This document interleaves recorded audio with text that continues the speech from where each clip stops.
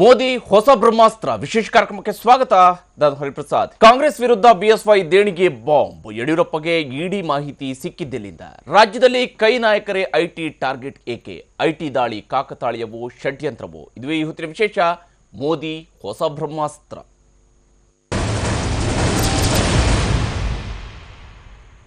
ಕಪ್ಪು ಹಣವನ್ನು ತಡೆಯೋದಕ್ಕಾಗಿ ನೋಟ್ಗಳನ್ನು ಅಮಾನ್ಯಗೊಳಿಸಿದರೂ ಕೂಡ ದೊಡ್ಡ ಪ್ರಮಾಣದ ಲಾಭ ಆಗದೇ ಇದ್ದಾಗ ಕೇಂದ್ರ ಸರ್ಕಾರ ಆದಾಯ ತೆರಿಗೆ ಇಲಾಖೆ ಮೂಲಕ ತೆರಿಗೆ ವಂಚಕರ ಮನೆಗಳ ಮೇಲೆ ದಾಳಿಯನ್ನು ನಡೆಸ್ತಾ ಇದೆ. ಆದರೆ ರಾಜ್ಯದಲ್ಲಿ ನಡೆಯುತ್ತಿರುವ ಐಟಿ ದಾಳಿಯನ್ನು ನೋಡಿದಾಗ ತೆರಿಗೆ ವಂಚನೆ ಮಾಡಿದವರ ಮನೆಗಳಲ್ಲಿ ಹೆಚ್ಚಿನದಾಗಿ ಕಾಂಗ್ರೆಸ್ ಮುಖಂಡರು ಹಾಗೂ ಕಾಂಗ್ರೆಸ್ ಪಕ್ಷದ ಬೆಂಬಲಿಗರ ಮನೆಗಳಷ್ಟೇ ಕಾಣ್ತಾ ಇವೆ. ಇದು ಕಾಕತಾಳೀಯವೋ ಅಥವಾ ಷಡ್ಯಂತ್ರವೋ ಅನ್ನೋ ಪ್ರಶ್ನೆ ಸಹಜವಾಗಿಯೇ ಎದ್ದಿದೆ. ರಾಜ್ಯದಲ್ಲಿ ಕೈ ನಾಯಕರ ಮನೆಗಳ ಮೇಲೆ ಐಟಿ ದಾಳಿ ರಾಜಕೀಯ ಅಸ್ತ್ರವಾಗ್ತಿದೆಯೇ ಆದಾಯ ತೆರಿಗೆ ದಾಳಿ?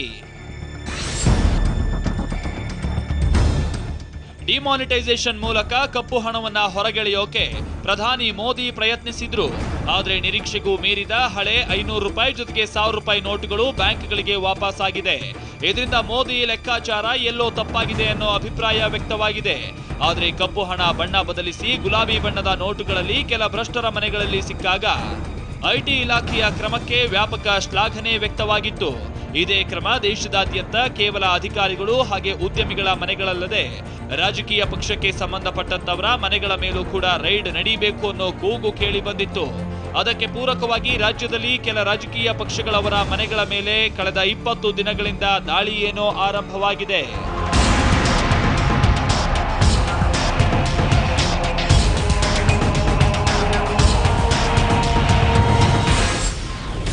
ದಿನಾಂಕ ಜನವರಿ 19, 2017. ರಮೇಶ್ ಜಾರಕಿಹೊಳಿ ಸಣ್ಣ ಕೈಗಾರಿಕೆ ಸಚಿವ, ಲಕ್ಷ್ಮೀ ಹೆಬ್ಬಾಳ್ಕರ್ ಕೆಪಿಸಿಸಿ ಮಹಿಳಾ ಘಟಕ ಅಧ್ಯಕ್ಷೆ. ನೋಟು ಅಮಾನ್ಯಗೊಳಿಸಿದ ನಂತರ 50 ದಿನಗಳ ಗಡುವು ಮುಗಿದ ಮೇಲೆ ರಾಜಕೀಯ ಮುಖಂಡರ ಮನೆಗಳ ಮೇಲೆ ಐಟಿ ದಾಳಿ ಶುರುವಾಗಿತ್ತು. ಅದರಲ್ಲೂ ಜನವರಿ 19ರಂದು ಬೆಳಗಾವಿಯ ಗೋಕಾಕ್ನಲ್ಲಿ ಸಣ್ಣ ಕೈಗಾರಿಕಾ ಸಚಿವ ರಮೇಶ್ ಜಾರಕಿಹೊಳಿ ಹಾಗೂ ಅವರ ಸಂಬಂಧಿಕರ ಮನೆ ಮೇಲೆ ಐಟಿ ರೇಡ್ ಶುರುವಾಗಿತ್ತು. ಜೊತೆಗೆ ಕೆಪಿಸಿಸಿ ಮಹಿಳಾ ಘಟಕದ ಅಧ್ಯಕ್ಷೆ ಲಕ್ಷ್ಮೀ ಹೆಬ್ಬಾಳ್ಕರ್ ಮನೆ ಮೇಲೂ ಐಟಿ ದಾಳಿ ನಡೆಯಿತು. ಇವರಿಬ್ಬರ ಮನೆಗಳಲ್ಲಿ ಒಟ್ಟು 162 ಕೋಟಿ ರೂಪಾಯಿ ಮೌಲ್ಯದ ಆಸ್ತಿ ಪತ್ತೆಯಾಗಿದೆ ಅಂತ ಐಟಿ ಅಧಿಕಾರಿಗಳೇನೋ ಮಾಹಿತಿ ನೀಡಿದ್ರು. ಆದ್ರೆ ಇಬ್ಬರ ಮನೆಗಳಲ್ಲೂ ಪ್ರತ್ಯೇಕವಾಗಿ ಸಿಕ್ಕಿದ್ದು ಎಷ್ಟು ಹಣ, ಎಷ್ಟು ಅಕ್ರಮ ಆಸ್ತಿ ಪಾಸ್ತಿ ಅನ್ನೋದರ ಬಗ್ಗೆ ಮಾಹಿತಿಯನ್ನ ಐಟಿ ಇಲಾಖೆ ಮಾಧ್ಯಮಗಳಿಗೆ ಬಿಡುಗಡೆ ಮಾಡಿದ ಹೇಳಿಕೆಯಲ್ಲಿ ನೀಡಲೇ ಇಲ್ಲ. ಹಾಗಿದ್ರೂ ಪ್ರಧಾನಿ ಮೋದಿ ಮಾತ್ರ ಪಂಜಾಬ್ ಎಲೆಕ್ಷನ್ ವೇಳೆ ರಮೇಶ್ ಜಾರಕಿಹೊಳಿ ಮನೆ ಮೇಲೆ ನಡೆದಂತ ಐಟಿ ದಾಳಿಯನ್ನ ಪ್ರಚಾರದ ವಸ್ತುವಾಗಿ ಬಳಸಿಕೊಂಡ್ರು. ಕಾಂಗ್ರೆಸ್ ಸರ್ಕಾರ मंत्री के घर में से 150 करोड़ से ज्यादा नई नोटें पकड़ी गई. लेकिन भाइयों बहनों, न कांग्रेस उनको मंत्री पद से हटाने के लिए सोच रही है, न टीवी मीडिया में उसकी कोई चर्चा हो रही है. 150 करोड़ से ज्यादा रकम कांग्रेस के कर्नाटक के मंत्री के घर से मिल जाए और सब कुछ जैसे कुछ हुआ ही नहीं है. ಹೀಗೆ ರಮೇಶ್ ಜಾರಕಿಹೊಳಿ ಮನೆ ಮೇಲೆ ಐಟಿ ರೇಡ್ ಕೇವಲ ರಾಜಕೀಯ ವಸ್ತುವಾಯಿತೇ ಹೊರತು ಜಾರಕಿಹೊಳಿ ರಾಜೀನಾಮೆ ಕೊಡಬೇಕು ಅಂತ ಪಟ್ಟು ಹಿಡಿಯುವ ಪ್ರಯತ್ನ ಬಿಜೆಪಿಯ ರಾಜ್ಯ ನಾಯಕರು ಕೂಡ ಮಾಡಲಿಲ್ಲ. ದಿನಾಂಕ ಫೆಬ್ರವರಿ 9. ಎಂಟಿಬಿ ನಾಗರಾಜ್ ಕಾಂಗ್ರೆಸ್ ಶಾಸಕ.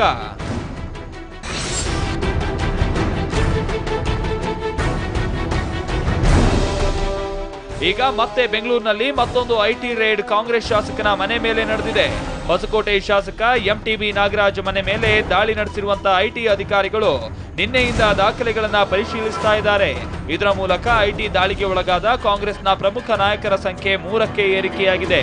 ಇದೇ ವೇಳೆ ಬಿಜೆಪಿ ರಾಜ್ಯಾಧ್ಯಕ್ಷ ಬಿಎಸ್ ಯಡಿಯೂರಪ್ಪ, ಕಾಂಗ್ರೆಸ್ನ ವಿಧಾನ ಪರಿಷತ್ ಸದಸ್ಯ ಗೋವಿಂದರಾಜು ಕಾಂಗ್ರೆಸ್ ಹೈಕಮಾಂಡ್ಗೆ ಸುಮಾರು 1,000 ಕೋಟಿ ದೇಣಿಗೆ ನೀಡಿದ್ದಾರೆ ಅಂತ ಹೊಸ ಬಾಂಬ್ ಸಿಡಿಸಿದ್ದಾರೆ. ಅಲ್ಲದೆ ಇದು ಜಾರಿ ನಿರ್ದೇಶನಾಲಯಕ್ಕೆ ಸಿಕ್ಕಿರುವಂತಹ ಡೈರಿಯಿಂದ ಗೊತ್ತಾಗಿದ್ದು ಇದರ ಬಗ್ಗೆ ಸಂಪೂರ್ಣ ದಾಖಲೆ ನೀಡೋಕೆ ಸಿದ್ಧ ಅಂತ ಗುಡುಗಿದ್ದಾರೆ. ಈಗಿರುವಂತ MLC ಗೋವಿಂದರಾಜ್ ಮಾನ್ಯ ಸಿದ್ದರಾಮಯ್ಯನವರ ಬಲಗೈ ಬಂಟ ಅನ್ನುವಂಥದ್ದು ನಿಮಗೆಲ್ಲ ಗೊತ್ತಿರುವಂಥ ಸಂಗತಿ. ಸುಮಾರು 1,000 ಕೋಟಿಗೂ ಹೆಚ್ಚು ಹಣವನ್ನು, ಸುಮಾರು 1,000 ಕೋಟಿಗೂ ಹೆಚ್ಚಿನ ಹಣವನ್ನು ಕೇಂದ್ರದ ಕಾಂಗ್ರೆಸ್ ಮುಖಂಡರಿಗೆ ಕೊಟ್ಟು, ಅದು ದಾಖಲೆ ಸಮೇತ ಡೈರಿ ಇವತ್ತು ತನಿಖೆಯಲ್ಲಿ ಸಿಕ್ಕಿದೆ. ಈಗಾಗಲೇ ಎನ್ಫೋರ್ಸ್ಮೆಂಟ್ ಡೈರೆಕ್ಟರೇಟ್ ಅವರು ಇದನ್ನು ಗೋವಿಂದರಾಜ್ ಕರೆಸಿ ತನಿಖೆ ಪ್ರಾರಂಭ ಮಾಡಿದ್ದಾರೆ. CBI ಸಹ ಮಧ್ಯಪ್ರವೇಶ ಮಾಡ್ತಾ ಇದೆ. ಯಡಿಯೂರಪ್ಪ ಮಾತನ್ನೇ ಒಪ್ಪಿಕೊಳ್ಳೋದಾದ್ರೆ ಇಷ್ಟೊಂದು ಮೊತ್ತದ ಹಣ ಎಲ್ಲಿಂದ ಹೋಗಿದೆ ಅನ್ನೋದು ರಾಜ್ಯದ ಜನರಿಗೆ ಗೊತ್ತಾಗ್ಲೇಕು. ಆದ್ರೆ ಇದನ್ನ ಇಡಿ ಅಥವಾ IT ಇಲಾಖೆ ಬಿಡುಗಡೆ ಮಾಡೋಕ್ಕೂ ಮೊದಲು ಯಡಿಯೂರಪ್ಪ ಅವರಿಗೆ ಇದೆಲ್ಲ ಸಿಕ್ಕಿದೆಲ್ಲಿಂದ ಅನ್ನೋ ಪ್ರಶ್ನೆಯೂ ಮೂಡುತ್ತೆ. ಜೊತೆಗೆ ಕಾಂಗ್ರೆಸ್ ಮುಖಂಡರ ಮನೆಗಳ ಮೇಲೆ ಮಾತ್ರ IT ದಾಳಿ ನಡೀತಾ ಇರೋದನ್ನ ಗಮನಿಸಿದ್ರೆ ಇದು ಕಾಕತಾಳೀಯವೋ ಅಥವಾ ಇದರಲ್ಲೇನಾದ್ರೂ ಷಡ್ಯಂತ್ರ ಇದೆಯಾ ಅನ್ನೋ ಪ್ರಶ್ನೆ ಮೂಡೋದು ಸಹಜ. Bureau report, TV9. S, demonetisation ನಂತರ ಕಪ್ಪು ಹಣ ಹೊರ ಬರಬೇಕು ಅನ್ನುವಂಥ ದೊಡ್ಡ ಉದ್ದೇಶ ಕೇಂದ್ರ ಸರ್ಕಾರದ ಇತ್ತು. ಆದರೆ ಕಪ್ಪು ಹಣ ಆ ಪ್ರಮಾಣದಲ್ಲಿ ಎಲ್ಲೂ ಕೂಡ ಬ್ಲಾಕ್ ಆದಂತೆ ಆಗಲಿಲ್ಲ. ಕೇಂದ್ರ ಸರ್ಕಾರನೇ ಸುಪ್ರೀಂ ಕೋರ್ಟ್ನಲ್ಲಿ ಒಪ್ಪಿಕೊಂಡಿರುವಂಥ ರೀತಿಯಲ್ಲಿ ನಮ್ಮ ನಿರೀಕ್ಷೆಗೂ ಮೀರಿದ ಹಣ ಬ್ಯಾಂಕ್ಗಳಿಗೆ ಹರಿದು ಬಂದಿದೆ ಅನ್ನುವಂಥದ್ದನ್ನ ಹೇಳ್ತಾ ಇರತಕ್ಕಂಥದ್ದು ಒಂದು ಭಾಗ. ಇನ್ನೊಂದು ಕಡೆಯಲ್ಲಿ ಈಗ ನಡೀತಾ ಇರುವಂಥ IT ರೇಡ್ನ ವಿಚಾರಕ್ಕೆ ಬಂದಾಗ ರಾಜ್ಯದಲ್ಲಿ ನಡೆದಿರತಕ್ಕಂಥ IT ರೇಡ್ಗಳಲ್ಲೂ ಕೂಡ ಕಾಂಗ್ರೆಸ್ ಮುಖಂಡರುಗಳ ಮನೆ ಮೇಲೆ ನೇರವಾದಂತಹ ದಾಳಿಗಳು ನಡೆದಿವೆ. ದೇಶಾದ್ಯಂತ ನೋಡಿದಾಗಲೂ ಕೂಡ ಎಲ್ಲೂ BJPಯ ಪ್ರಮುಖ ನಾಯಕರುಗಳ ಮನೆಗಳ ಮೇಲೆ ರೇಡ್ ಆದಂಥದ್ದು ಕಂಡು ಬರ್ತಾ ಇದೆ. ಇದು ಯಾವ ಕಾರಣಕ್ಕಾಗಿ ಅನ್ನೋದು ಪ್ರಮುಖವಾಗಿರ್ತಕ್ಕಂಥ ಪ್ರಶ್ನೆ. ಈ ವಿಚಾರದ ಬಗ್ಗೆ ಮಾತನಾಡಕ್ಕೆ ನಮ್ಮ ಜೊತೆಗೆ ನಮ್ಮ ಸ್ಟುಡಿಯೋದಲ್ಲಿ ಅತಿಥಿಗಳು ಕೂಡ ಜಾಯ್ನ್ ಆಗಿದ್ದಾರೆ. ಚಿಕ್ಕಬಳ್ಳಾಪುರ ಕ್ಷೇತ್ರದ ಕಾಂಗ್ರೆಸ್ ಶಾಸಕರಾಗಿರುವ ಡಾಕ್ಟರ್ ಕೆ ಸುಧಾಕರ್ ಅವರ ಜೊತೆಗೆ ಈ ಕಾರ್ಯಕ್ರಮದಲ್ಲಿ ಜಾಯ್ನ್ ಆಗಿದ್ದಾರೆ. ಭಾರತೀಯ ಜನತಾ ಪಕ್ಷದ ವಕ್ತಾರರಾಗಿರುವ ಗೋ ಮಧುಸೂದನ್ ಅವರ ಜೊತೆಗೆ ಈ ಕಾರ್ಯಕ್ರಮದಲ್ಲಿ ಜಾಯ್ನ್ ಆಗ್ತಾರೆ. ಹಾಗೆಯೇ JDSನ ವಿಧಾನ ಪರಿಷತ್ ಸದಸ್ಯರಾಗಿರುವ ರಮೇಶ್ ಬಾಬು ಕೂಡ ನಮ್ಮ ಜೊತೆಗೆ ಈ ಕಾರ್ಯಕ್ರಮದಲ್ಲಿ ಜಾಯ್ನ್ ಆಗ್ತಾರೆ. ಮತ್ತು ರಾಜಕೀಯ ವಿಶ್ಲೇಷಕರಾಗಿರುವ ಡಾಕ್ಟರ್ ಹರೀಶ್ ರಾಮಸ್ವಾಮಿ ಅವರು ಹುಬ್ಬಳ್ಳಿಯಿಂದ ನಮ್ಮ ಜೊತೆಗೆ ಈ ಕಾರ್ಯಕ್ರಮದಲ್ಲಿ ಜಾಯ್ನ್ ಆಗ್ತಾರೆ. ನಮ್ಮ ಅತಿಥಿಗಳ ಜೊತೆಗೆ ಮಾತನ್ನ ಆರಂಭಿಸೋದಕ್ಕಿಂತ ಮುಂಚಿತವಾಗಿ ಯಡಿಯೂರಪ್ಪ ಅವರು ಇವತ್ತು ಬಾಗಲಕೋಟೆಯಲ್ಲಿ ಮಾಡಿರ್ತಕ್ಕಂಥ ಆರೋಪ ಏನಿದೆ, ಪ್ರಧಾನವಾಗಿ ಗೋವಿಂದರಾಜು ಅವರನ್ನ ಟಾರ್ಗೆಟ್ ಮಾಡ್ಕೊಂಡಿದ್ರು ಕೂಡ ಇದಕ್ಕೆ ಮುಖ್ಯಮಂತ್ರಿ ಸಿದ್ದರಾಮಯ್ಯ ಅವರು ಸ್ಪಷ್ಟನೆಯನ್ನ ನೀಡಬೇಕು ಅನ್ನುವಂಥ ಆಗ್ರಹವನ್ನ ಯಡಿಯೂರಪ್ಪ ಅವರು ಮಾಡ್ತಾ ಇರುವಂಥದ್ದು. ಎಷ್ಟು ಪ್ರಮಾಣದ ಹಣವನ್ನ ಹಾಗಾದ್ರೆ ಕಾಂಗ್ರೆಸ್ ಹೈಕಮಾಂಡ್ಗೆ ಹೋಗಿದೆ ಅನ್ನೋದನ್ನ ಯಡಿಯೂರಪ್ಪ ಅವರು ಹೇಳಿದ್ದಾರೆ. ಅದರ ಕಂಪ್ಲೀಟ್ ಅದನ್ನು ಡೀಟೇಲ್ ಆಗಿ ಯಡಿಯೂರಪ್ಪ ಅವರು ಹೇಳಿರತಕ್ಕಂಥದ್ದು ಏನಿದೆ ಅನ್ನೋದನ್ನ ನೋಡೋಣ. ಭ್ರಷ್ಟಾಚಾರ ತಾಂಡವಾಡ್ತಾ ಇದೆ. ಜನ ಕೊಟ್ಟಂಥ ತೆರಿಗೆ ಹಣವನ್ನು ಲೂಟಿ ಮಾಡುವಂಥ ಹಗಲು ದರೋಡೆ ನಡೀತಾ ಇದೆ. ಇದೆಲ್ಲ ನಡೀತಾ ಇದ್ದರೂ ಈ ರಾಜ್ಯದ ಮುಖ್ಯಮಂತ್ರಿ ಸಿದ್ದರಾಮಯ್ಯನವರು ಕಣ್ಣು ಮುಚ್ಚಿಕೊಂಡು ಅದಕ್ಕೆ ಬೆಂಬಲಿಗರಾಗಿ ನಿಂತಿರುವಂಥದ್ದು ತುಂಬ ನೋವು ತರುವಂಥ ಸಂಗತಿ. ನಿಮಗೆ ಗೊತ್ತಿದೆ, ಭಾಳ ಗಂಭೀರವಾದ ಆರೋಪವನ್ನು ನಾನು ಮಾಡ್ತಾ ಇದ್ದೇನೆ. ಈಗಿರುವಂಥ MLC ಗೋವಿಂದರಾಜ್ ಮಾನ್ಯ ಸಿದ್ದರಾಮಯ್ಯನವರ ಬಲಗೈ ಬಂಟ ಅನ್ನುವಂಥದ್ದು ನಿಮಗೆಲ್ಲ ಗೊತ್ತಿರುವಂಥ ಸಂಗತಿ. ಸುಮಾರು 1,000 ಕೋಟಿಗೂ ಹೆಚ್ಚು ಹಣವನ್ನು, ಸುಮಾರು 1,000 ಕೋಟಿಗೂ ಹೆಚ್ಚಿನ ಹಣವನ್ನು ಕೇಂದ್ರದ ಕಾಂಗ್ರೆಸ್ ಮುಖಂಡರಿಗೆ ಕೊಟ್ಟು, ಅದು ದಾಖಲೆ ಸಮೇತ ಡೈರಿ ಇವತ್ತು ತನಿಖೆಯಲ್ಲಿ ಸಿಕ್ಕಿದೆ. ಈಗಾಗಲೇ ಎನ್ಫೋರ್ಸ್ಮೆಂಟ್ ಡೈರೆಕ್ಟರೇಟ್ ಅವರು ಇದನ್ನು ಗೋವಿಂದರಾಜ್ ಕರೆಸಿ ತನಿಖೆ ಪ್ರಾರಂಭ ಮಾಡಿದ್ದಾರೆ. CBI ಸಹ ಮಧ್ಯಪ್ರವೇಶ ಮಾಡ್ತಾ ಇದೆ. ನಾನು ಈ ರಾಜ್ಯದ ಮುಖ್ಯಮಂತ್ರಿಗಳು ಕೇಳ್ತೇನೆ, ಇದು ಸತ್ಯ ಹೌದೋ ಅಲ್ವೋ ಅಂತ ರಾಜ್ಯದ ಜನತೆಗೆ ಬಹಿರಂಗ ಮಾಡಿ. ಯಾಕೆಂದರೆ ಇದು ಬಹಳ ಹಿಂದೆನೇ ನಿಮ್ಗೆ ಗೊತ್ತಿರುವಂಥ ಸಂಗತಿ. ಡೈರಿ ಸಿಕ್ಕಿರುವಂಥದ್ದು ನೀವೇನೇ ಗೋವಿಂದರಾಜ್ ಮೂಲಕ ಕೇಂದ್ರದ ಕಾಂಗ್ರೆಸ್ ಮುಖಂಡರಿಗೆ ಹಣ ಕೊಟ್ಟಿರುವಂಥದ್ದು ಎಲ್ಲ ದಾಖಲೆಗಳ ಸಮೇತ ಸಿಕ್ಕಿರೋ ಸಮಯದಲ್ಲಿ ಮುಖ್ಯಮಂತ್ರಿಗಳ ಪ್ರತಿಕ್ರಿಯೆ ಏನು, ಇದಕ್ಕೆ ಏನು ಹೇಳ್ತಾರೆ, ಈ ಬಗ್ಗೆ ನಾನು ಸ್ಪಷ್ಟೀಕರಣವನ್ನು ಭಾಳ ಜವಾಬ್ದಾರಿ ಸ್ಥಾನದಲ್ಲಿ ಇಟ್ಕೊಂಡು ಕೇಳ್ತಾ ಇದ್ದೇನೆ. ಇದಕ್ಕೆ ಉತ್ತರವನ್ನು ನಾಡಿನ 6.5 ಕೋಟಿ ಜನರಿಗೆ ಕೊಡಬೇಕು ಅನ್ನೋಂಥ ಒತ್ತಾಯವನ್ನು ಈ ಸಂದರ್ಭದಲ್ಲಿ ನಾನು ಮಾಡ್ತಾ ಇದ್ದೇನೆ. ಕಾಂಗ್ರೆಸ್ಸಿನ ಮುಖಂಡರಿಗೆ ಕೊಟ್ಟಿದ್ದಾರೆ, ಡೆಲ್ಲಿಲಿರುವಂಥವ್ರಿಗೆ ಡೈರಿ ಸಿಕ್ಕಿದೆ. ವಿವರವಾದ ಮಾಹಿತಿ ಇವತ್ತು ನಾಳೆಯಲ್ಲಿ ಬಹಿರಂಗ ಆಗ್ಬೋದು. 1,000 ಕೋಟಿಗೂ ಹೆಚ್ಚು ಹಣ ಅನೇಕ ಕಾಂಗ್ರೆಸ್ಸಿನ ಕೇಂದ್ರದ ಮುಖಂಡರುಗಳಿಗೆ ಕೊಟ್ಟಿದ್ದಾರೆ. ಅದರ ಮಾಹಿತಿ ಆ ಡೈರಿಯಲ್ಲಿರುವಂಥ ವಿವರ ಬಹಿರಂಗ ಆಗಬೇಕು. ಅದು ಇಡಿ ಬಹಿರಂಗ ಮಾಡ್ತಾರೋ, CBIನವ್ರು ಮಾಡ್ತಾರೋ, ಮತ್ತಾರು ಮಾಡ್ತಾರೋ ಗೊತ್ತಿಲ್ಲ. ಆದರೆ ಮುಖ್ಯಮಂತ್ರಿಗಳು ಎಲ್ಲ ಮಾಹಿತಿಗಳು ಗೊತ್ತಿದೆ. ಅದನ್ನು ಮಾಹಿತಿಯನ್ನು ರಾಜ್ಯದ ಜನರಿಗೆ ಕೊಡಬೇಕು ಅನ್ನೋ ಒತ್ತಾಯವನ್ನು ಈ ಸಂದರ್ಭ ಮಾಡ್ತಾಯಿದ್ದೀನಿ. ಅಂದರೆ ನಾನೇನು ಹೇಳೋಲ್ಲ, ಪಟ್ಟಿ ಸಿಕ್ಕ ಮೇಲೆ ನಿಮಗೆ ಗೊತ್ತಾಗುತ್ತೆ. ನಾನು ಹೇಳ್ತಾ ಇದ್ದೇನೆ, ನಿಮಗೆ ಪಟ್ಟಿ ಸಿಕ್ಕ ಮೇಲೆ ನಿಮಗೆ ಗೊತ್ತಾಗುತ್ತೆ. ಅದನ್ನು ಬಹಿರಂಗ ಮಾಡಿಸ್ಬೇಕು ಅಂತ ಮುಖ್ಯಮಂತ್ರಿಗೆ ಒತ್ತಾಯ ಮಾಡ್ತಾ ಇದ್ದಾರೆ. ದೇಣಿಗೆ CM ಅಂತ ಕೇಳ್ತಾ ಇದ್ದಾರೆ. ಅದಕ್ಕೆ ಏನು ಶಬ್ದಗಳು ಉಪಯೋಗಕಾರೋ ಉಪಯೋಗಿಸಿ, ಅದಕ್ಕೆ ಮುಖ್ಯಮಂತ್ರಿಗಳು ಉತ್ತರ ಕೊಡಬೇಕು. ಹೆಂಗೋ ಸದನ ಇವತ್ತು ನಾಳೆ ನಡೀತಾ ಇದೆ, ಇದು ಹೌದೋ ಅಲ್ಲೋ ಅಂತ ಹೇಳಿ ಮುಖ್ಯಮಂತ್ರಿಗಳು. ಇದು ಅವ್ರಿಗೆ ಗೊತ್ತಿದೆಯೋ ಇಲ್ಲೋ, ಗೋವಿಂದರಾಜುನ ಇಡಿಯವ್ರು ಕರ್ಕೊಂಡೋಗಿ ತನಿಖೆ ಮಾಡೋದು ಹೌದೋ ಅಲ್ಲೋ, ಡೈರಿ ಸಿಕ್ಕಿರೋದು ಹೌದೋ ಅಲ್ಲೋ, ಅದರಲ್ಲಿ ಕೇಂದ್ರದ ಕಾಂಗ್ರೆಸ್ ನಾಯಕರಿಗೆ ಇಷ್ಟು ದೊಡ್ಡ ಪ್ರಮಾಣದ ಹಣವನ್ನು ಪಾವತಿ ಮಾಡಿರುವಂಥ ಪಟ್ಟಿ, ಅದಕ್ಕೆ ರಸೀಟ್, ಎಲ್ಲ ಮಾಹಿತಿಗಳು ಸಹಿತ ಡೈರಿ ಸಿಕ್ಕಿರೋದು ಸತ್ಯ ಹೌದೋ ಅಲ್ಲೋ, ಇದನ್ನು ರಾಜ್ಯದ ಜನತೆಗೆ ಸನ್ಮಾನ್ಯ ಮುಖ್ಯಮಂತ್ರಿಗಳು ಬಹಿರಂಗ ಮಾಡಬೇಕು ಅನ್ನೋ ಒತ್ತಾಯವನ್ನು ಮಾಡ್ತೇನೆ. ಇದು ಮೊದಲನೇದು. ರಮೇಶ್ ಜಾರಕಿಹೊಳಿ, ರಮೇಶ್ ತಾನೆ, 150 ಕೋಟಿ ರೈಡ್ ಮಾಡಿದಾಗ ಸಿಕ್ಕಿದೆ, ಅಥವಾ ಹಗರಣಗಳೆಲ್ಲ ಸಿಕ್ಕೊಂಡಿದ್ದಾರೆ. ಈ ನಿಮಿಷದವರೆಗೆ ಕ್ಯಾಬಿನೆಟಲ್ಲಿ ಅವ್ರು ಮುಂದುವರೆದಿದೆ. ಏನು ನಡೆದಿದೆ ನಿಮ್ಮ ಸರ್ಕಾರದಲ್ಲಿ? ಕೇಳೋರು ಯಾರೂ ಇಲ್ವೇನೋ? ಇದು ನಮ್ಮ ರಾಜ್ಯದ ಮುಖ್ಯಮಂತ್ರಿ ಸಿದ್ದರಾಮಯ್ಯನವರ ಆಡಳಿತ ವೈಖರಿಗೆ ಇದು 3 ತಾಜಾ ಉದಾಹರಣೆ. ಇನ್ನು ಹಲವಾರು ಉದಾಹರಣೆಗಳಿದ್ದಾವೆ. ಈ 3 ಪ್ರಶ್ನೆಗಳಿಗೆ ಸನ್ಮಾನ್ಯ ಮುಖ್ಯಮಂತ್ರಿಗಳು ಸದನದ ಒಳಗೆ ಹೊರಗೆ ಉತ್ತರ ಕೊಡಲಿ. ನಾನು ಅದಕ್ಕೆ ಬೇಕಾದಂಥ ಮಾಹಿತಿಗಳನ್ನು ಕೊಡೋಕ್ಕೆ ನಾನು ಸಿದ್ಧ ಇದ್ದೇನೆ. ಹೋದ್ರಲ್ಲ ಸರ್, ನಾನು ಹೇಳಿದ ಮೇಲೆ ಹೋಗಿದ್ದಾರಲ್ಲ. ಈಗ ನಾನು ಇಷ್ಟೇ ನಿಮ್ಗೆ ಹೇಳೋಕ್ಕೆ ಇಚ್ಛೆ ಪಡೋಂಥ, ನಾನು ಯಾವುದೇ ಹೆಸರನ್ನ ನನ್ನ ಬಾಯಿಂದ ಹೇಳೋಕ್ಕೆ ಇಚ್ಛೆ ಪಡೋದಿಲ್ಲ. ಮುಖ್ಯಮಂತ್ರಿಗಳು ಎಲ್ಲವನ್ನೂ ಗೊತ್ತಿದೆ. ಎಲ್ಲ ಸತ್ಯಗಳು ಈಚೆಗೆ ಬಯರಲೇಬೇಕು, ಬಯಲಾಗಲೇಬೇಕು. ನಾನು ಹೇಳಿದಂಥ ಈ 3 ಪ್ರಶ್ನೆಗೆ ಸನ್ಮಾನ್ಯ ಮುಖ್ಯಮಂತ್ರಿ ಉತ್ತರ ಕೊಡಲಿ. ಒಬ್ಬ ರಾಜ್ಯದ BJP ಅಧ್ಯಕ್ಷನಾಗಿ, ಮಾಜಿ ಮುಖ್ಯಮಂತ್ರಿಯಾಗಿ ಜವಾಬ್ದಾರಿ ಸ್ಥಾನದಲ್ಲಿ ಕುಂತ್ಕೊಂಡು ಈ ಮಾತುಗಳನ್ನು, ಈ ಆರೋಪಗಳನ್ನು ನಾನು ಮಾಡ್ತಾ ಇದ್ದೇನೆ. ಇದು ಹೌದೋ ಅಲ್ಲೋ ಅನ್ನೋದನ್ನು ರಾಜ್ಯದ 6.5 ಕೋಟಿ ಜನರಿಗೆ ಹೇಳಿ. ಅವರು ಹಗುರವಾಗಿ ಏನೋ ಮಾತನಾಡೋದು ಬೇಡ, ಸತ್ಯಾಂಶಗಳನ್ನು ಬಹಿರಂಗ ಮಾಡಲಿ. ಇದು ಯಡಿಯೂರಪ್ಪ ಅವರು ಹೇಳಿರ್ತಕ್ಕಂಥ ಮಾತು, ಅವರು ಮಾಡ್ತಾ ಇರುವಂಥ ಆರೋಪ. ಆದರೆ ಇದಕ್ಕೆ ಪ್ರತಿಕ್ರಿಯೆಯನ್ನು ನೀಡಿರ್ತಕ್ಕಂಥ CM ಸಿದ್ದರಾಮಯ್ಯ ಅವರು ನೇರವಾಗಿ ಯಡಿಯೂರಪ್ಪ ಅವರಿಗೆ ಸವಾಲು ಹಾಕಿದ್ದಾರೆ. ನೀವು ಅದೇನು ಆರೋಪ ಇದೆಯೋ ಅದನ್ನು ಸಾಬೀತುಪಡಿಸಿ ಅನ್ನುವಂಥ ಸವಾಲನ್ನು CM ಸಿದ್ದರಾಮಯ್ಯ ಅವರು ಹಾಕಿದ್ದಾರೆ. ಗೋವಿಂದರಾಜು ಅವರ ಮೂಲಕ ತಾವು 1,000 ಕೋಟಿ ರೂಪಾಯಿಯನ್ನ ಹೈಕಮಾಂಡ್ ಕಳಿಸಿದ್ದೀರಿ ಅಂತ ಆರೋಪ ಮಾಡಿದ್ದಾರೆ. Let him prove. Let him prove. Otherwise, he should resign from. He must retire from politics. It shows he's most irresponsible. ಇದು CM ಸಿದ್ದರಾಮಯ್ಯ ಅವರು ನೀಡಿರ್ತಕ್ಕಂಥ ಪ್ರತಿಕ್ರಿಯೆ. ಹಾಗಿದ್ರೆ ಯಾವ ಕಾರಣಕ್ಕಾಗಿ ಯಡಿಯೂರಪ್ಪ ಅವರು ಇಂಥದ್ದೊಂದು ಆಪಾದನೆಯನ್ನು ಮಾಡಿದ್ದಾರೆ? 1,000 ಕೋಟಿ ಅನ್ನುವಂಥದ್ದು ಕಡಿಮೆ ಮೊತ್ತ ಅಲ್ಲ. ಇಷ್ಟೊಂದು ದೊಡ್ಡ ಪ್ರಮಾಣದ ಹಣವನ್ನು ಕಾಂಗ್ರೆಸ್ ಹೈಕಮಾಂಡ್ಗೆ ನೀಡಲಾಗಿದೆ ಅನ್ನುವಂಥದ್ರ ಬಗ್ಗೆ ಪೂರ್ಣವಾದಂಥ ವಿವರ ಯಡಿಯೂರಪ್ಪ ಅವರು ಹೇಳೋ ಪ್ರಕಾರ ನನ್ನ ಬಳಿ ಅದರ ಬಗ್ಗೆ ಮಾಹಿತಿ ಇದೆ ಅಂತ ಹೇಳ್ತಿದ್ದಾರೆ. ಯಾಕೆ ಹಾಗಾದರೆ ಆ ಮಾಹಿತಿಯನ್ನು ಅವರು ಕೂಡ ಬಹಿರಂಗಗೊಳಿಸ್ತಾ ಇಲ್ಲ? ಯಾಕೆ CM ಅದನ್ನು ಬಹಿರಂಗಗೊಳಿಸಲಿ ಅಂತ ಹೇಳೋದನ್ನು ಕೇಳ್ತಾ ಇದ್ದಾರೆ. ಕೇವಲ ಇದು ರಾಜಕೀಯವಾದಂಥ ಅಸ್ತ್ರವಾಗಿ ಮಾತ್ರನೇ ಬಳಕೆ ಆಗ್ತಾ ಇದೆಯಾ? ಎಲ್ಲ ವಿಚಾರದ ಬಗ್ಗೆ ಕೂಡ ಮಾತಾಡೋಣ. ನಮ್ಮ ಜೊತೆಗೆ ನಮ್ಮ ಸ್ಟುಡಿಯೋದಲ್ಲಿ ಅತಿಥಿಗಳು ಕೂಡ ಜಾಯ್ನ್ ಆಗಿದ್ದಾರೆ. ಚರ್ಚೆಯನ್ನು ಆರಂಭಿಸೋಣ ಚಿಕ್ಕ ಬ್ರೇಕ್ ನಂತರ.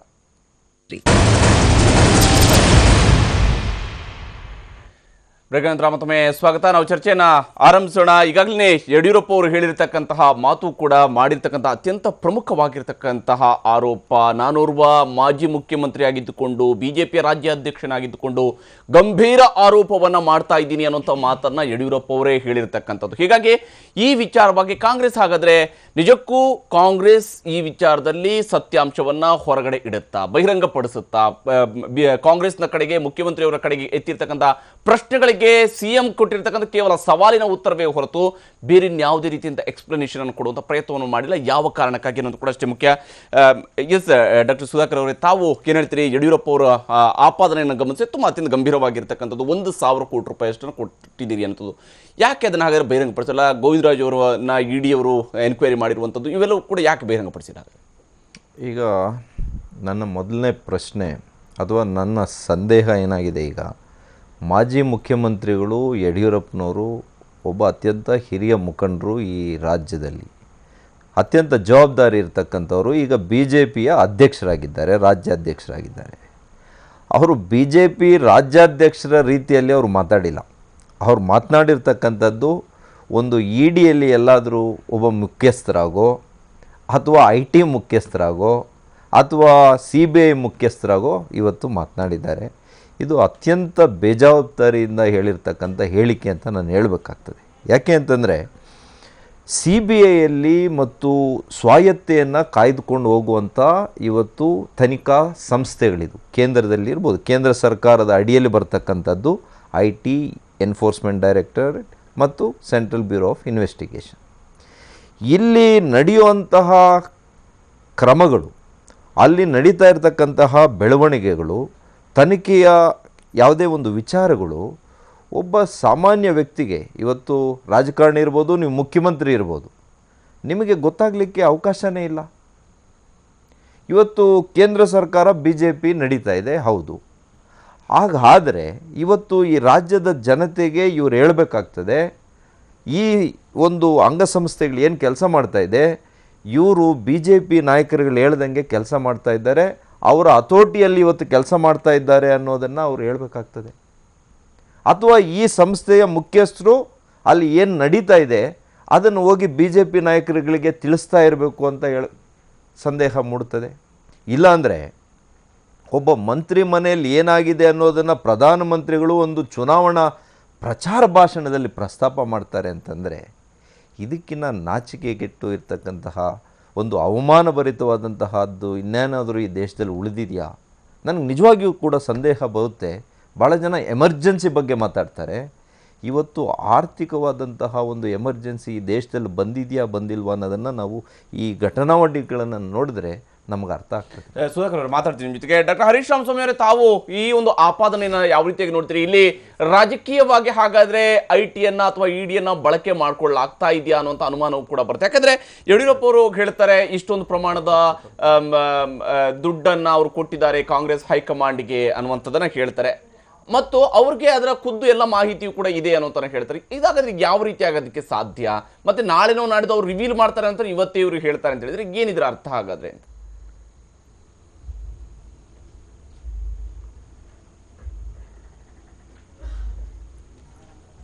Congratulation sir. ಅಲ್ಲೇ ಹಾಕಿಲ್ಲ ನಿಮ್ಮ ಇದರಲ್ಲಿ, ಗೊತ್ತಾಯ್ತಾ? ಡಾಕ್ಟರ್ ಹರೀಶ್ ರಾಮಸ್ವಾಮಿ ಅವರೇ, ಈವನ್ ಇದಾಕಿಲ್ಲ ನಾನು.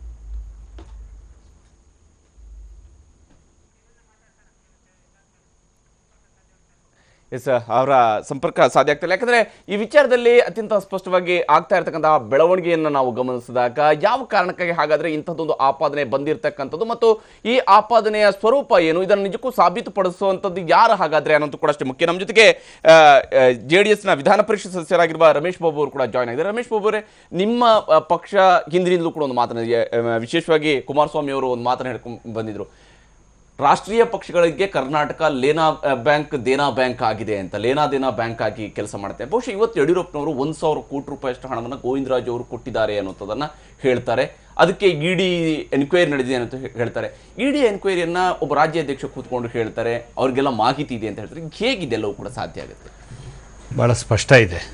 ಭಾರತೀಯ ಜನತಾ ಪಕ್ಷದ ಒಂದು ಆ್ಯಟಿಟ್ಯೂಡು, ಇತ್ತೀಚಿನ ದಿನಗಳಲ್ಲಿ ಅವ್ರು ನಡ್ಕೊಳ್ತಾ ಇರ್ತಕ್ಕಂಥ ರೀತಿ ಏನಿದೆ, ಬಹುಶಃ ಅದು ಹಲವಾರು ಅನುಮಾನಗಳಿಗೆ ಅವಕಾಶವನ್ನು ಕೊಟ್ಟಿದೆ. ಅಂಥೇಳಿ ಹಿಂದೆ ED-ಯನ್ನು ಬೇರೆ ಕೇಂದ್ರ ಸರ್ಕಾರಗಳು ದುರುಪಯೋಗ ಮಾಡಿಕೊಂಡಿಲ್ಲ ಅನ್ನೋ ಪ್ರಶ್ನೆ ಅಲ್ಲ. ಕಾಂಗ್ರೆಸ್ ಪಕ್ಷದ ಮೇಲೂ ಆ ಆರೋಪ ಇತ್ತು. ಇವತ್ತಿನ ಸಂದರ್ಭಕ್ಕೆ ಏನೋ ರೈಡ್ ಆಗುತ್ತೆ ಅಥವಾ ತನಿಖೆ ಆಗುತ್ತೆ, ಆ ಸಂದರ್ಭದಲ್ಲಿ ಆ ತನಿಖಾ ಸಮಿತಿಗಳು ವರದಿಯನ್ನು ಕೊಡೋದಕ್ಕೆ ಮುಂಚೆ ಅಥವಾ ಹೇಳಿಕೆಯನ್ನು ಕೊಡೋದಕ್ಕೆ ಮುಂಚೆ ಆ ಭಾರತೀಯ ಜನತಾ ಪಕ್ಷದ ನಾಯಕರಲ್ಲಿ ಹೇಳಿಕೆ ಕೊಡ್ತಾ ಇರ್ತಕ್ಕಂಥದ್ದು ಹಲವಾರು ಅನುಮಾನಗಳಿಗೆ ಅವಕಾಶವನ್ನು ಕೊಡ್ತಾ ಇದೆ. ಅದಕ್ಕೆ ಉದಾಹರಣೆ ನಂಜನಗೂಡು ಚುನಾವಣೆ. ಭಾಳ ಸ್ಪಷ್ಟವಾಗಿ ಕಾಂಗ್ರೆಸ್ ಪಕ್ಷದವರು ಹೇಳಲಿಲ್ಲ ಯಾರು ಕ್ಯಾಂಡಿಡೇಟು ಯಾರಲ್ಲ ಅಂತೇಳಿ. ಅಲ್ಲಿ ಮಹದೇವಪ್ಪನವ್ರ ಮಗ ಕ್ಯಾಂಡಿಡೇಟ್ ಅಂತೇಳಿ ಮಾಧ್ಯಮಗಳೆಲ್ಲ ಬಂತು, ಅವರೇ ಒಂದು ಸಂಘಟನೆ ಮಾಡೋರು ಎಲ್ಲ ಆಯಿತು. ಕಾಂಗ್ರೆಸ್ ಪಕ್ಷಕ್ಕಿಂತ ಮುಂಚೆ ಯಡಿಯೂರಪ್ಪನವರು ಒಂದು ಹೇಳಿಕೆಯನ್ನು ಕೊಟ್ಟರು, ನಂಜನಗೂಡಲ್ಲಿ ಯಾವುದೇ ಕಾರಣದಿಂದ ಮಹದೇವಪ್ಪನವ್ರ ಮಗ ಸ್ಪರ್ಧಿ ಅಲ್ಲ, ಆಕಾಂಕ್ಷಿ ನಿಲ್ಲೋದಿಲ್ಲ ಅನ್ನೋ ಮಾತನ್ನು ಹೇಳಿದ್ರು. ತದನಂತರ ಕಾಂಗ್ರೆಸ್ ಘೋಷಣೆ ಮಾಡ್ತು ಅವ್ರು ಸ್ಪರ್ಧೆ ಮಾಡೋದಿಲ್ಲ ಅಂತ. ಅಂದರೆ ಇದು ಅರ್ಥ ಏನು? ಯಡಿಯೂರಪ್ಪನವರು ಏನು ಸಂದೇಶವನ್ನು ಇಲ್ಲಿ ಕೊಡ್ತಾ ಇದ್ದಾರೆ ಅಂದರೆ, ಏನು ತನಿಖಾ ಸಂಸ್ಥೆಗಳಿದೆ ಅದರ ಮಾಹಿತಿಯನ್ನು ಪಡೆಯುವಂಥದ್ದು, ಅಥವಾ ಕೇಂದ್ರದಲ್ಲಿ ಭಾರತೀಯ ಜನತಾ ಪಕ್ಷ ಅಧಿಕಾರದಲ್ಲಿರ್ತಕ್ಕಂಥ ಸ್ಥಾನದ ದುರುಪಯೋಗ ಮಾಡಿಕೊಂಡು ಇಂಥ ಒಂದು ರೈಡ್ಗಳು ಮಾಡ್ತಾ ಇದೆಯಾ ಅನ್ನೋ ಅನುಮಾನ ಸರ್ವೇ ಸಾಮಾನ್ಯವಾಗಿ ಬರ್ತಾ ಇದೆ. ಇದು ಬರೀ ನೀವು ಕರ್ನಾಟಕಕ್ಕಾಗಿ ಸೀಮಿತವಾಗಿ ನೋಡೋದಂಥದ್ದು ಅಲ್ಲ. ವೆಸ್ಟ್ ಬೆಂಗಾಲಲ್ಲಿ ಆಗಿರ್ತಕ್ಕಂಥ ಹಗರಣಗಳಿರ್ಬೋದು, ಅಥವಾ ಕೇರಳದಲ್ಲಿ ಇದೆ ಇವತ್ತೇನು BJP-ಯೇತರ ಸರ್ಕಾರ ಏನಿದೆ ಅಲ್ಲಿ ನಡೀತಾ ಇರ್ತಕ್ಕಂಥ ಬೆಳವಣಿಗೆಗಳಿರ್ಬೋದು, ಇವೆಲ್ಲವನ್ನು ಗಮನಿಸಿದಾಗ ಬಹುಶಃ ಕೇಂದ್ರ ಸರ್ಕಾರ ಕೇಂದ್ರದ ಇಂಥ ತನಿಖಾ ಸಂಸ್ಥೆಗಳನ್ನ ತನ್ನ ತನ್ನ ಲಾಭಕ್ಕಾಗಿ ಉಪಯೋಗ ಪಡ್ಕೊತಾ ಇದೆ ಅನ್ನೋದು ಭಾಳ ಸ್ಪಷ್ಟ ಆಗ್ತಾ ಇದೆ. ಬಹುಶಃ ಯಡಿಯೂರಪ್ಪನವ್ರು ಇಂಥ ಹೇಳಿಕೆಯನ್ನು ಮಾಡೋದನ್ನ ಜನ ನಿರೀಕ್ಷೆ ಮಾಡಿರಲಿಲ್ಲ. ಯಾಕೆಂದರೆ ಒಬ್ಬ ಮುಖ್ಯಮಂತ್ರಿ ಆಗಿದ್ದಂಥವ್ರು, ಅವರು ಒಂದು ಪಕ್ಷದ ಅಧ್ಯಕ್ಷ ಆಗಿದ್ದಾರೆ, ಸುದೀರ್ಘವಾದಂಥ ಒಂದು ರಾಜಕೀಯ ಅನುಭವವನ್ನು ಇಟ್ಕೊಂಡಿದ್ದಾರೆ, ಸಂಸದೀಯ ವ್ಯವಸ್ಥೆಯಲ್ಲಿ ಶಾಸಕರಾಗಿ ಮತ್ತು ಸಂಸದರಾಗಿ ಕೆಲಸವನ್ನು ಮಾಡ್ತಾ ಇದ್ದಾರೆ. ಅವ್ರ ಬಾಯಿಂದ ಇಂಥ ಹೇಳಿಕೆ ಬರುತ್ತೆ ಅಂದರೆ ಬಹುಶಃ ಇದು ಪ್ರಜಾಪ್ರಭುತ್ವದ ವ್ಯವಸ್ಥೆಗೆ ಮಾರ್ಕಾಗುವಂಥ ಬೆಳವಣಿಗೆ.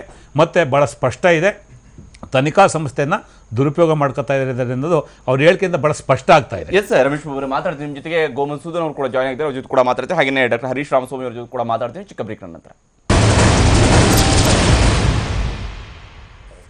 ನಂತರ ಮತ್ತೊಮ್ಮೆ ಸ್ವಾಗತ. ನಾವು ಚರ್ಚೆಯನ್ನ ಮುಂದುವರಿಸೋಣ. ಡಾಕ್ಟರ್ ಹರೀಶ್ ರಾಮಸ್ವಾಮಿ ಅವರೇ, ತಾವೇನು ಹೇಳ್ತೀರಿ ಈಗ ನಡೀತಾ ಇರ್ತಕ್ಕಂಥ ಈ ಬೆಳವಣಿಗೆಯ ಬಗ್ಗೆ? ಇಲ್ಲಿ ಒಂದು ಡೈರಿ ಸಿಕ್ಕಿದೆ, ಆ ಡೈರಿಯಲ್ಲಿ ಇಷ್ಟು ಹಣವನ್ನು ಕೊಡಲಾಗಿದೆ ಅನ್ನೋದ್ರ ಬಗ್ಗೆ ಅವರು ಹೇಳ್ತಾರೆ. ಇಡಿಯಿಂದ ನಡೀತಾ ಇರುವಂಥ ತನಿಖೆ ಬಗ್ಗೆ ಇಡಿಯು ಕೂಡ ಸ್ಪಷ್ಟಪಡಿಸಿಲ್ಲ, CBI ಆಗಲಿ IT ಆಗಲಿ ಯಾರು ಕೂಡ ಸ್ಪಷ್ಟಪಡಿಸಿಲ್ಲ. ಆದರೆ ಬಿಜೆಪಿ ರಾಜ್ಯಾಧ್ಯಕ್ಷರು ಇದರ ಬಗ್ಗೆ ಮಾಹಿತಿಯನ್ನು ನೀಡ್ತಾರೆ. ಅಂದರೆ ಇದು ಏನು ಅರ್ಥವನ್ನ ಕೊಡುತ್ತೆ ಅಂತ?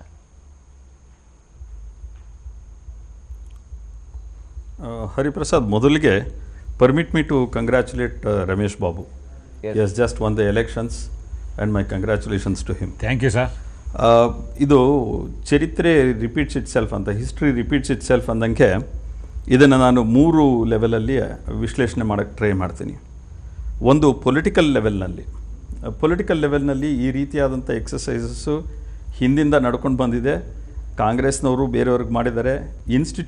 ಪೊಲಿಟಿಕಲ್ ಇನ್ಸ್ಟಿಟ್ಯೂಷನ್ಸ್ನ ಈ ರೀತಿಯಾಗಿ ಪೊಲಿಟಿಕಲ್ ಕಂಪಲ್ಷನ್ಸ್ ಅಥವಾ ಪ್ರೆಷರ್ ಟ್ಯಾಕ್ಟಿಕ್ಸ್ ಆಗಿ ಕ್ರಿಯೇಟ್ ಮಾಡ್ತಕ್ಕಂಥದ್ದು ಈ ದೇಶದ ಹಿಸ್ಟ್ರಿ ಒಳಗೆ ನಡೆದಿರ್ತಕ್ಕಂಥದ್ದು ಚೆನ್ನಾಗಿ ಎಲ್ಲರಿಗೂ ಗೊತ್ತಿದೆ. ಎರಡನೇ ಪ್ರಶ್ನೆ ಗವರ್ನೆನ್ಸಿನ ಕ್ವಶನ್. ಈ ಗವರ್ನೆನ್ಸ್ ಕ್ವಶನ್ ಬಂದಾಗ ಒಂದು ಮಾತು ಬರುತ್ತೆ, Caesar's wife must be above suspicion ಅಂತ. ಯಾರೇ ಅಧಿಕಾರದಲ್ಲಿರಲಿ ಅವರು ತಾವು ಮಾಡಿಲ್ಲ ಅನ್ನೋದಾದರೆ they must always prove to be above suspicion. ಇಲ್ಲಿ ಟ್ರಾನ್ಸ್ಪರೆನ್ಸಿ ಮತ್ತು ಅಕೌಂಟಬಿಲಿಟಿಯ ಪ್ರಶ್ನೆಗಳನ್ನು ನಾವು ಚರ್ಚೆ ಮಾಡಬೇಕಾಗ್ತದೆ.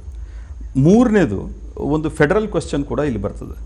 ಯಾಕೆ ಅಂತ ಹೇಳಿದ್ರೆ, ಒಂದು ಸೆಂಟ್ರಲ್ ಗೌರ್ಮೆಂಟಿನ ಇನ್ಸ್ಟಿಟ್ಯೂಷನ್ಸು ಅವರು ಮಾಡ್ತಾ ಇರುವಂಥ ಕೆಲಸವನ್ನು ಒಂದು ಸ್ಟೇಟ್ ಲೆವೆಲಿನ ಪೊಲಿಟಿಕಲ್ ಲೀಡರ್ಶಿಪ್ಪಿನ ಮುಖಾಂತರವಾಗಿ ಹೇಳಿಸುವ ಮುಖಾಂತರ ಅಥವಾ ಅದನ್ನು ಬಳಸುವ ಮುಖಾಂತರವಾಗಿ ನಾವು ಆ ಫೆಡರಲ್ ಇನ್ಸ್ಟಿಟ್ಯೂಷನ್ನ ಒಂದು ಬ್ಯಾಲೆನ್ಸನ್ನು ಇಂಬ್ಯಾಲೆನ್ಸ್ ಮಾಡ್ತಾ ಇದ್ದೀವಾ ಅನ್ನುವಂಥ ಆಲೋಚನೆಗಳನ್ನು ನಾವು ನೋಡಬೇಕಾಗ್ತದೆ. ಇವೆಲ್ಲವನ್ನು ನಾನು ನೋಡುವ ಸಂದರ್ಭದಲ್ಲಿ ನನಗೆ ಈಗ ಹಿಂದೆ ಒಂದು ಬಿರ್ಲಾ ಡೈರಿಯ ಪ್ರಶ್ನೆ ಬಂತು. ಆ ಬಿರ್ಲಾ ಡೈರಿಯ ಪ್ರಶ್ನೆ ಬಂದಾಗ ಏನಾಯಿತು, Congress also try to project that ಈ ರೀತಿಯಾಗಿ ಡೈರಿಯಲ್ಲಿ ಬರೆದಿದೆ, ಈ ಥರ ತೊಂದರೆಗಳಿದೆ, ಇಷ್ಟು ದುಡ್ಡನ್ನು ಹಂಚಿದ್ದಾರೆ ಅಂತ ಹೇಳಿದರು. But supreme court did not take cognisance of it. ಭಾಳ ರೀಸೆಂಟ್ ಆಗಿರುವಂಥ ಕೇಸು. ಸೊ ಇಂಥದ್ದೆಲ್ಲ ಇದ್ದಾಗಲೂ ಕೂಡ ನಾವು ಯಾತಕ್ಕೆ ಇದನ್ನ ಪದೇ ಪದೇ ಎಕ್ಸ್ಪೋಸ್ ಮಾಡಲಿಕ್ಕೆ ಪ್ರಯತ್ನವನ್ನು ಮಾಡ್ತೀವಿ? ಇಡೀ ಪೊಲಿಟಿಕಲ್ ಕ್ಲಾಸು ಒಂದನ್ನು ಏನು ಮರಿತಾ ಇದೆ ಅಂತ ಹೇಳಿದ್ರೆ, ನಾವು ಜನರನ್ನು ರೆಪ್ರೆಸೆಂಟ್ ಮಾಡ್ತಾ ಇದ್ದೀವಿ ಅನ್ನೋದನ್ನು ಮರೆತು ಅವರು ಇವರಿಗೆ ಕೆಸರೆರ್ಚೋದು, ಇವರು ಅವರಿಗೆ ಕೆಸರೆರ್ಚುವ ಮೂಲಕ ನಾವು ಯಾರೂ ಸರಿ ಇಲ್ಲ ಅನ್ನುವಂಥದ್ದನ್ನ ಜನಕ್ಕೆ ತೋರಿಸ್ಕೊಡ್ತಾ ಇದ್ದಾರೆ. ಇದು ಮೊದಲನೇದಾಗಿ ಈ ದೇಶದಲ್ಲಿ ನಿಲ್ಲಬೇಕಾಗಿದೆ. ಯಾಕೆ ಅಂತ ಹೇಳಿದ್ರೆ, ಪೊಲಿಟಿಕಲ್ ಕ್ಲಾಸ್ ಬಗ್ಗೆ ನಂಬಿಕೆ ಇರತಕ್ಕಂಥದ್ದು ಯಾವುದು ನಮಗೆ, ಅವರು ನಮ್ಮನ್ನು ರೆಪ್ರೆಸೆಂಟ್ ಮಾಡ್ತಾ ಇದ್ದಾರೆ ಅಂತ. ಇಲ್ಲಿ ರೆಪ್ರೆಸೆಂಟ್ ಮಾಡ್ತಾ ಇದ್ದಾರೆ ಅನ್ನೋದಕ್ಕಿಂತ ಹೆಚ್ಚಾಗಿ ಇತ್ತೀಚಿನ ದಿನದಲ್ಲಿ ಅವರು ಅಟೆಂಡ್ ಮಾಡ್ತಾ ಇರ್ತಕ್ಕಂಥ ಲೆಜಿಸ್ಲೇಟಿವ್ ಅಸೆಂಬ್ಲಿಗಳನ್ನು ನೀವು ನೋಡಿದ್ರೆ, ಅಲ್ಲಿನ ನಂಬರ್ಗಳನ್ನು ನೋಡಿದರೆ ನಮಗೆ ಇದಕ್ಕಿಂತ ತೀವ್ರವಾಗಿ ಆಲೋಚನೆ ಮಾಡಬೇಕಾದಂಥ ಭಾಳ ಸೀರಿಯಸ್ ಆದಂಥ ಇಶ್ಯೂಗಳಿದೆ. ತಮಿಳ್ನಾಡಿನಲ್ಲಿ ಆಗ್ತಾ ಇರುವಂಥ ಪಾಲಿಟಿಕ್ಸನ್ನು ನೋಡಿದಾಗ ನಾವು ಒಬ್ರಿಗೊಬ್ರು ಕೆಸರೆರ್ಚ್ಕೊಂಡು ಮಣ್ಣೆರ್ಚ್ಕೊಂಡು ಕೂತ್ಕೊಳ್ಳೋದಕ್ಕಿಂತ ನಾವು ಈ ದೇಶದ ನಾಗರಿಕರಿಗೆ ಏನು ಮಾಡ್ತಾ ಇದ್ದೀವಿ ಅನ್ನುವಂಥ ಪ್ರಶ್ನೆಗಳನ್ನು ನಾವು ಇದು ಚರ್ಚೆ ಮಾಡಬೇಕಾಗಿದೆ. ಆದರೆ ಅವುಗಳನ್ನು ಬಿಟ್ಟು ಆ ಡೈರಿಲಿ ಇದು ಸಿಕ್ತು, ಇವ್ರು ಈ ಥರ ದುಡ್ಡು ತೊಗೊಂಡಿದ್ದಾರೆ, ಈ ಡೈರಿಲಿ ಇವ್ರು ತೊಗೊಂಡಿದ್ದಾರೆ ಅಂತ ಹೇಳ್ತಾ ಇರೋರೆಲ್ಲ ಯಾರು ಇವರು? They are all very important people.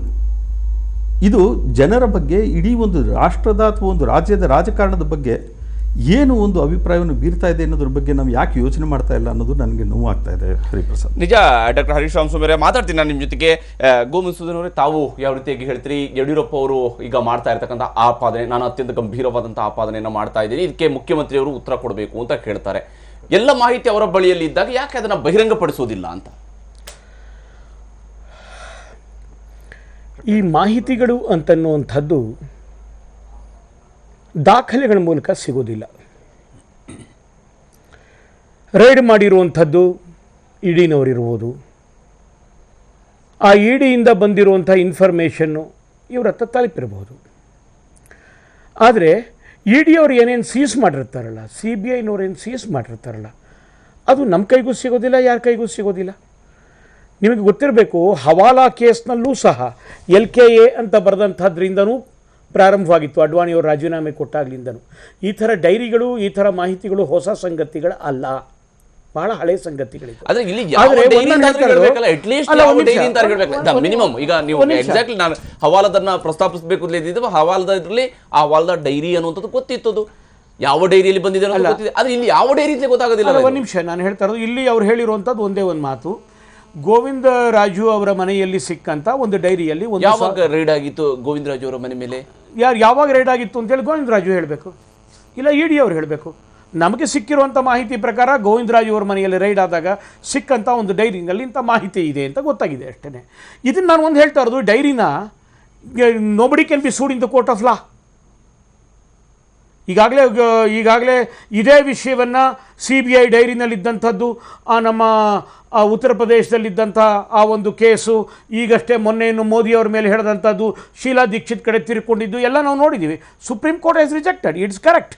ಆದರೆ ಇದು ವಿಷಯ ಯಾತಕ್ಕೆ ಪ್ರಸ್ತಾಪ ಆಯಿತು ಅಂತಂತಂದರೆ, ಎಲ್ಲಿಂದ ಇವರು ಉತ್ತರ ಪ್ರದೇಶಕ್ಕೆ ಹಣವನ್ನು ಕಳಿಸ್ಕೊಟ್ಟಿದ್ದಾರೆ, ಆ ಹಣ ಎಲ್ಲಿಂದ ಹೋಯಿತು ಅಂತಂದರೆ ನಮ್ಮ ಕರ್ನಾಟಕದ ಸರ್ಕಾರದ ಕಾಂಗ್ರೆಸ್ನವರು ಅವರು ಕೋಆಪರೇಟಿವ್ ಸೆಕ್ಟರ್ಗಳಲ್ಲಿ ಇಟ್ಟಂಥ ಬ್ಲ್ಯಾಕ್ ಮನಿಯನ್ನು ವಿತ್ಡ್ರಾ ಮಾಡಿ ಇಲ್ಲಿಂದ ಅಲ್ಲಿಗೆ ಕಳಿಸ್ಕೊಟ್ಟಿದ್ದಾರೆ. ಆ ಹಿನ್ನೆಲೆಯಲ್ಲಿ ಈಗೆಲ್ಲ ರೈಡ್ಗಳು ನಡೀತಾ ಇರುವಂಥದ್ದು. ಈ ರೈಡ್ಗಳು ನಡೀತಾ ನೋಡಿ, ಇನ್ಫಾರ್ಮೇಶನ್ ಸಿಕ್ಕಿರೋದು ಅದಕ್ಕೆ. ಈಗ ಪ್ರಶ್ನೆ ನಾವು ಒಂದು ಹೇಳ್ತಾ ಇರುವಂಥದ್ದು, ಭಾಳ ಹಿಂದೆ ನಾವೆಲ್ಲ ಚಿಕ್ಕ ವಯಸ್ಸಿನಲ್ಲಿದ್ದಾಗ ನಡೀತಾ ಇತ್ತು, ಸೈಕಲ್ಗೆ ಲೈಟ್ ಬೇಕಾಗಿತ್ತು, ಡೈನಮೋ ಹಾಕ್ಕೊಂಡು ನಾವು ಹೋಗ್ತಾ ಇದ್ವಿ ಸೈಕಲ್ ಲೈಟ್ಗೆ. ಪೊಲೀಸ್ನವರು ಸೈಕಲ್ ಲೈಟ್ ಇಲ್ಲ ಅಂತ ಹೇಳಿದ್ರೆ ನಾವು ಕೇಳ್ತಾ ಇದ್ವಿ ಏನಂತ, ಅರೆ ನನ್ನ ಲೈಟ್ಗಳಿಲ್ಲ, ಅವ್ನ ಲೈಟ್ಗೂ ಇಲ್ವಲ್ಲ ಅಂತ. ನಾವು ಕೇಳಿದ್ರೆ ಅವ್ನ ಲೈಟ್ ಬಿಟ್ಬಿಡು, ನಿನ್ಗೆ ಲೈಟ್ ಇದೆಯಾ ಅಂತ ಹೇಳು ಅಂತ ಕೇಳ್ತಾ ಇದ್ದ ಪೊಲೀಸ್ನವರು. ಒಬ್ಬ ಕಳ್ಳ ಅವ್ರನ್ನ ಹಿಡಿದ್ಬಿಟ್ಟು ಆಮೇಲೆ ನನ್ನ ಹಿಡೀರಿ ಅಂತ ಹೇಳೋದ್ರಲ್ಲಿ ಅರ್ಥ ಇಲ್ಲ.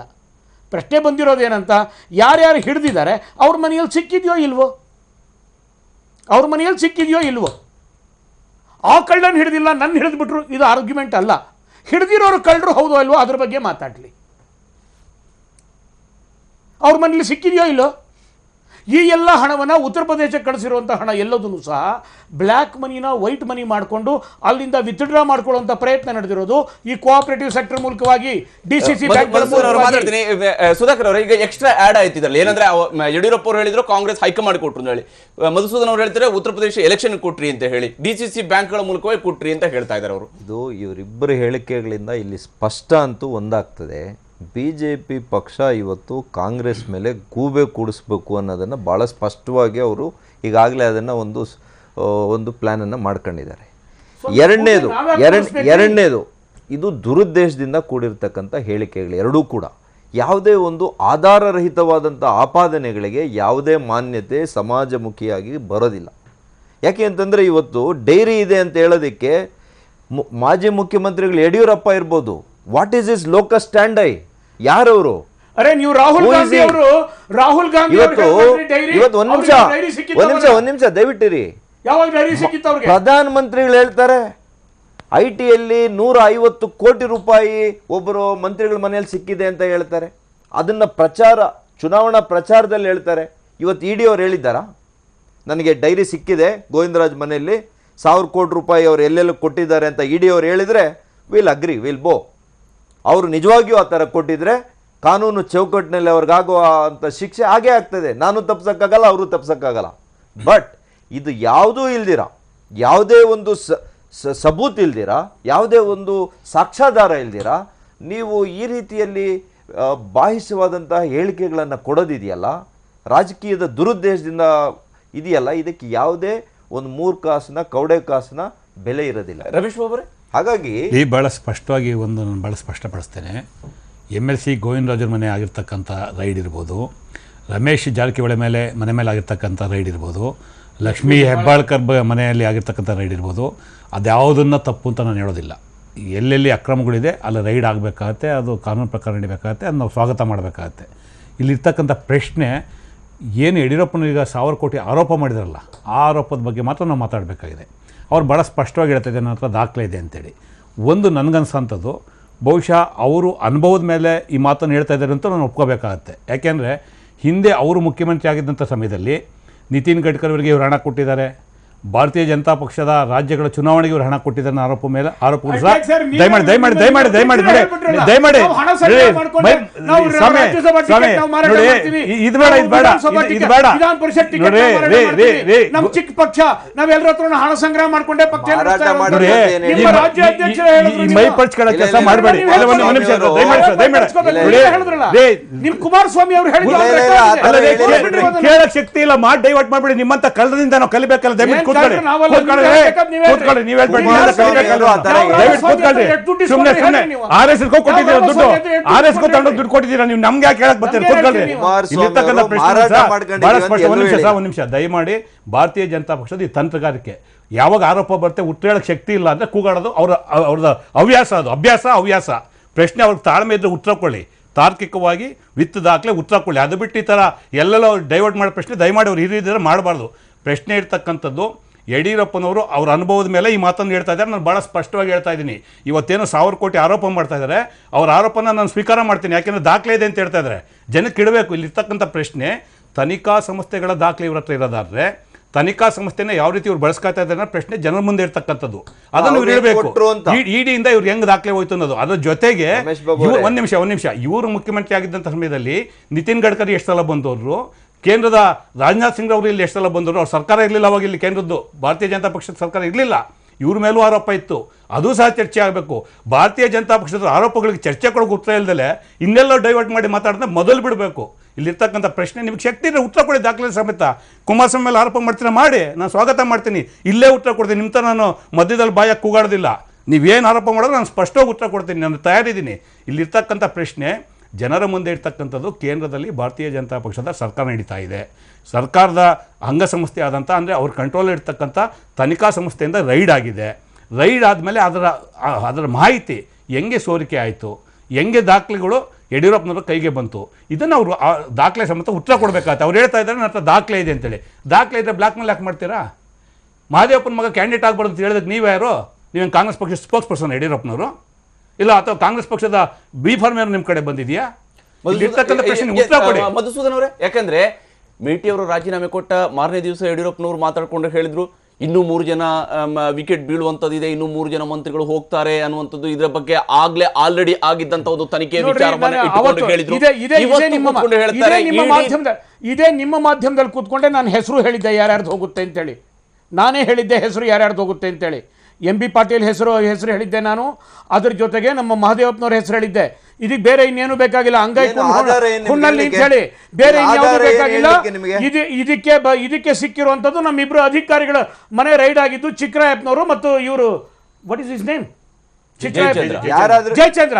ಇವರಿಬ್ಬರು ಮನೆ ರೈಡ್ ಆದಾಗ ಅವ್ರು ಹೇಳಿರುವಂಥದ್ದು ಅವರು ACB ಮುಂದೆ ಹೇಳಿದ್ದಾರೆ, ED ಮುಂದೆ ಹೇಳಿದ್ದಾರೆ, CBI ಮುಂದೆ ಹೇಳಿದ್ದಾರೆ. ಏನೇನು ಸಿಕ್ಕಿದೆ ಅಂತ ಹೇಳಿ ಕೋರ್ಟ್ನಲ್ಲಿ ದಾಖಲೆಗಳು ಬಂದಿದ್ದಾವೆ, ಎಲ್ಲ ಕಡೆ ಬಂದಿದ್ದಾವೆ.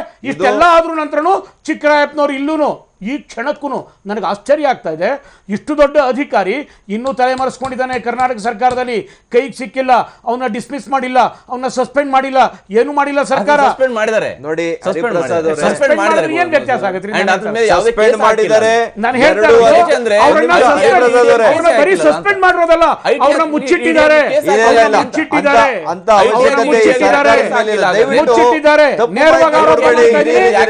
ನೇರವಾಗಿ ಆರೋಪ ಮಾಡ್ತಾ ಇದ್ದೀನಿ. ಅವ್ರನ್ನ ಮುಚ್ಚಿಟ್ಟಿರೋದ್ರಲ್ಲಿ ನೇರವಾಗಿ ಸಿದ್ದರಾಮಯ್ಯ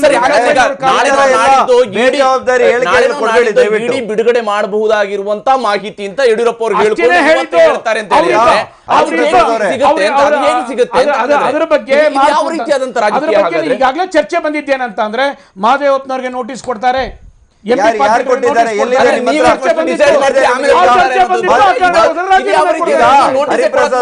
ನೋಟಿಸ್ ಕೊಡ್ತಾರೆ ಅನ್ನುವಂಥದ್ದನ್ನ ಬಿಜೆಪಿ ನಿಖರವಾಗಿ ಹೇಳುತ್ತೆ. ಇಂಥವರಿಗೆ ನೋಟಿಸ್ ಕೊಡ್ತಾರೆ ಅಂತ ಹೇಳಿದ್ರೆ ಏಜೆನ್ಸಿಗಳು ಹಾಗಾದ್ರೆ ನಮ್ಮ ನಡುವೆ ಇರುವಂತದ್ದು. ಇದ್ರ ಬಗ್ಗೆ ಚರ್ಚೆಯನ್ನು ಮುಂದುವರಿಸೋಣ ಚಿಕ್ಕ ಬ್ರೇಕ್ ನಂತರ.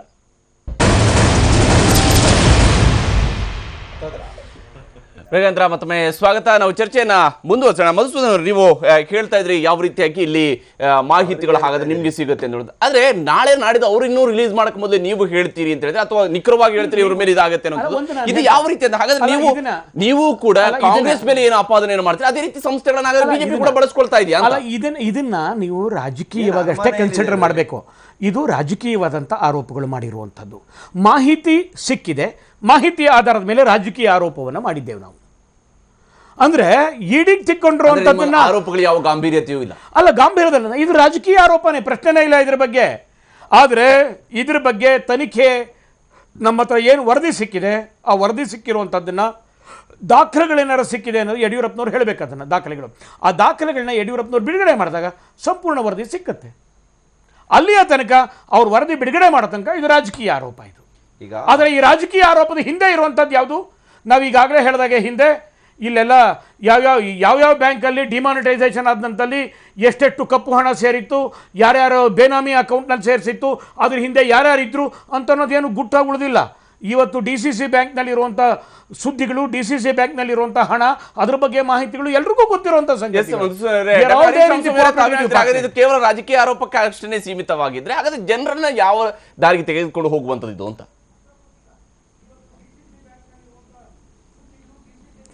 ಹರಿಪ್ರಸಾದ್, ಈಗ ಇಡೀ ಚರ್ಚೆನ ನೋಡ್ತಾ ಹೋದರೆ ನಮ್ಮ ಪಬ್ಲಿಕ್ ಡೊಮೇನು ಮತ್ತು ರಾಜಕೀಯ ಸ್ಪೇಸ್ ಎರಡೂ ಕೂಡ they have become sort of corrupt. ಆ ವಿಷಯ ಸರ್ಕಲ್ ಏನಿದೆಯಲ್ಲ, ಆ ವಿಷಯ ಸರ್ಕಲ್ಲು ಎಲ್ಲರನ್ನ ಒಬ್ಬರ ನಂತರ ಒಬ್ಬರನ್ನ ಪ್ರತಿಪಾದನೆ ತೋರಿಸ್ತಾ ಇದೆ. ನೋಡಿ, ಹೀಗಾಗಿದೆ, ಈ ಪೊಲಿಟಿಕಲ್ ಪಾರ್ಟೀಸಲ್ಲಿ ಈ ಥರ ಆಗಿದೆ, ಇನ್ನೊಂದು ಪೊಲಿಟಿಕಲ್ ಪಾರ್ಟಿಲಿ ಹೀಗಾಗಿದೆ ಅಂತ. ಅದಕ್ಕೆ ಸರಿಯಾಗಿ ಒಬ್ರಿಗೊಬ್ರು ಅಕ್ಯೂಸ್ ಮಾಡ್ತಾ ಹೋಗೋದ್ರಿಂದ ಏನಾಗುತ್ತೆ, ಈ ಮ್ಯಾಕ್ಕಾರ್ಥಿಸಮ್ ಅಂತ ಹೇಳ್ತೀವಿ. ಆ ಮ್ಯಾಕ್ಕಾರ್ಥಿಸಮ್ ಅಂತ ಹೇಳಿದ್ರೆ ಮೊದಲು ಅಕ್ಯೂಸ್ ಮಾಡಿಬಿಡೋದು, ಅಕ್ಯೂಸ್ ಮಾಡಿದ ಮೇಲೆ ಅವರು ಡಿಫೆಂಡ್ ಮಾಡ್ಕೊಳಕ್ಕೆ ಅದನ್ನು ಕಷ್ಟಪಡ್ತಕ್ಕಂಥದ್ದು. ಪ್ರತಿ ಸರಿಗೂ ಅಕ್ಯೂಸ್ ಮಾಡಿದಾಗ ಜನಕ್ಕೆ ಏನಂತ ಫೀಲಿಂಗ್ ಬರ್ತದೆ, ಇವ್ರು ತೊಗೊಂಡಿರ್ಬೋದು ಅಂತ. ಬಟ್ ಒಂದು ಸ್ಟೇಜ್ ಎಲ್ಲಿಗೆ ಬರುತ್ತೆ ಅಂತ ಹೇಳಿದ್ರೆ, ಲಾ ಒಂದು ಕಡೆ ಇದೆ, ಆ ಲಾ ಏನು ಮಾಡ್ತಾ ಇದೆ, ಆ ಲಾ ಏನಾದ್ರು ಕೊನೆ ಕಾಣಿಸ್ತಾ ಇದೆಯಾ? ಇಲ್ಲಿವರೆಗೆ ನಮ್ಗೆ ಎಷ್ಟೋ ಕೇಸಸ್ ಈ ಥರದ್ದು ಕಂಡು ಬಂದಿದೆ. ಆದರೆ ಆ ಕೇಸಸ್ ಎಲ್ಲ ಏನಾಗುತ್ತೆ, ಮರೆಮಾಚ್ತಾ ಹೋಗುತ್ತೆ ಕಾಲ ಮೀರಿದಂಗೆ. ಅದರದ್ದು ಎಂಡ್ ಏನಾಯಿತು, ಯಾರು ಅರೆಸ್ಟ್ ಆದ್ರಾ, ಯಾರಿಗಾರು ಪನಿಷ್ ಆಯಿತಾ, ಯಾರಿಗಾರು ಸಸ್ಪೆನ್ಷನ್ ಆಯಿತಾ, ಯಾರಿಗಾರು ರೆಸಿಗ್ನೇಷನ್ ಕೊಡೋ ಹಾಗಾಯ್ತಾ, ಇಂಥ ಪ್ರಶ್ನೆಗಳು ಯಾವುದೂ ಬರೋದೇ ಇಲ್ಲ. ಹೀಗಾಗಿ ಯಾರು ಹೇಳ್ತಾ ಇರೋ ಮತ್ತು ಸತ್ಯ ಅಂತ ಹೇಳೋಕ್ಕೆ ಯಾರು ಎಬವ್ ಸಸ್ಪಿಷನ್ ಇದ್ದಾರೆ ಇಲ್ಲಿ? ಎಲ್ಲರ ಬಗ್ಗೆನೂ ಒಂದಲ್ಲ ಒಂದು ರೀತಿಯಾದಂಥ ಕೈ ಕೆಸರೇ ಆಗಿದೆ ಎಲ್ಲರ ಕೈಯು. ಸೊ ಇವ್ರ ಕೈ, ನನ್ನ ಕೈ ಕೆಸರಾಗಿಲ್ಲ ಅಂತ ಹೇಳಿ ಇನ್ನೊಬ್ರಿಗೆ ತೋರಿಸ್ಬೇಕು ಅನ್ನೋದಾದರೆ ದೇರ್ ಇಸ್ ಎ ಪ್ರಾಬ್ಲಮ್.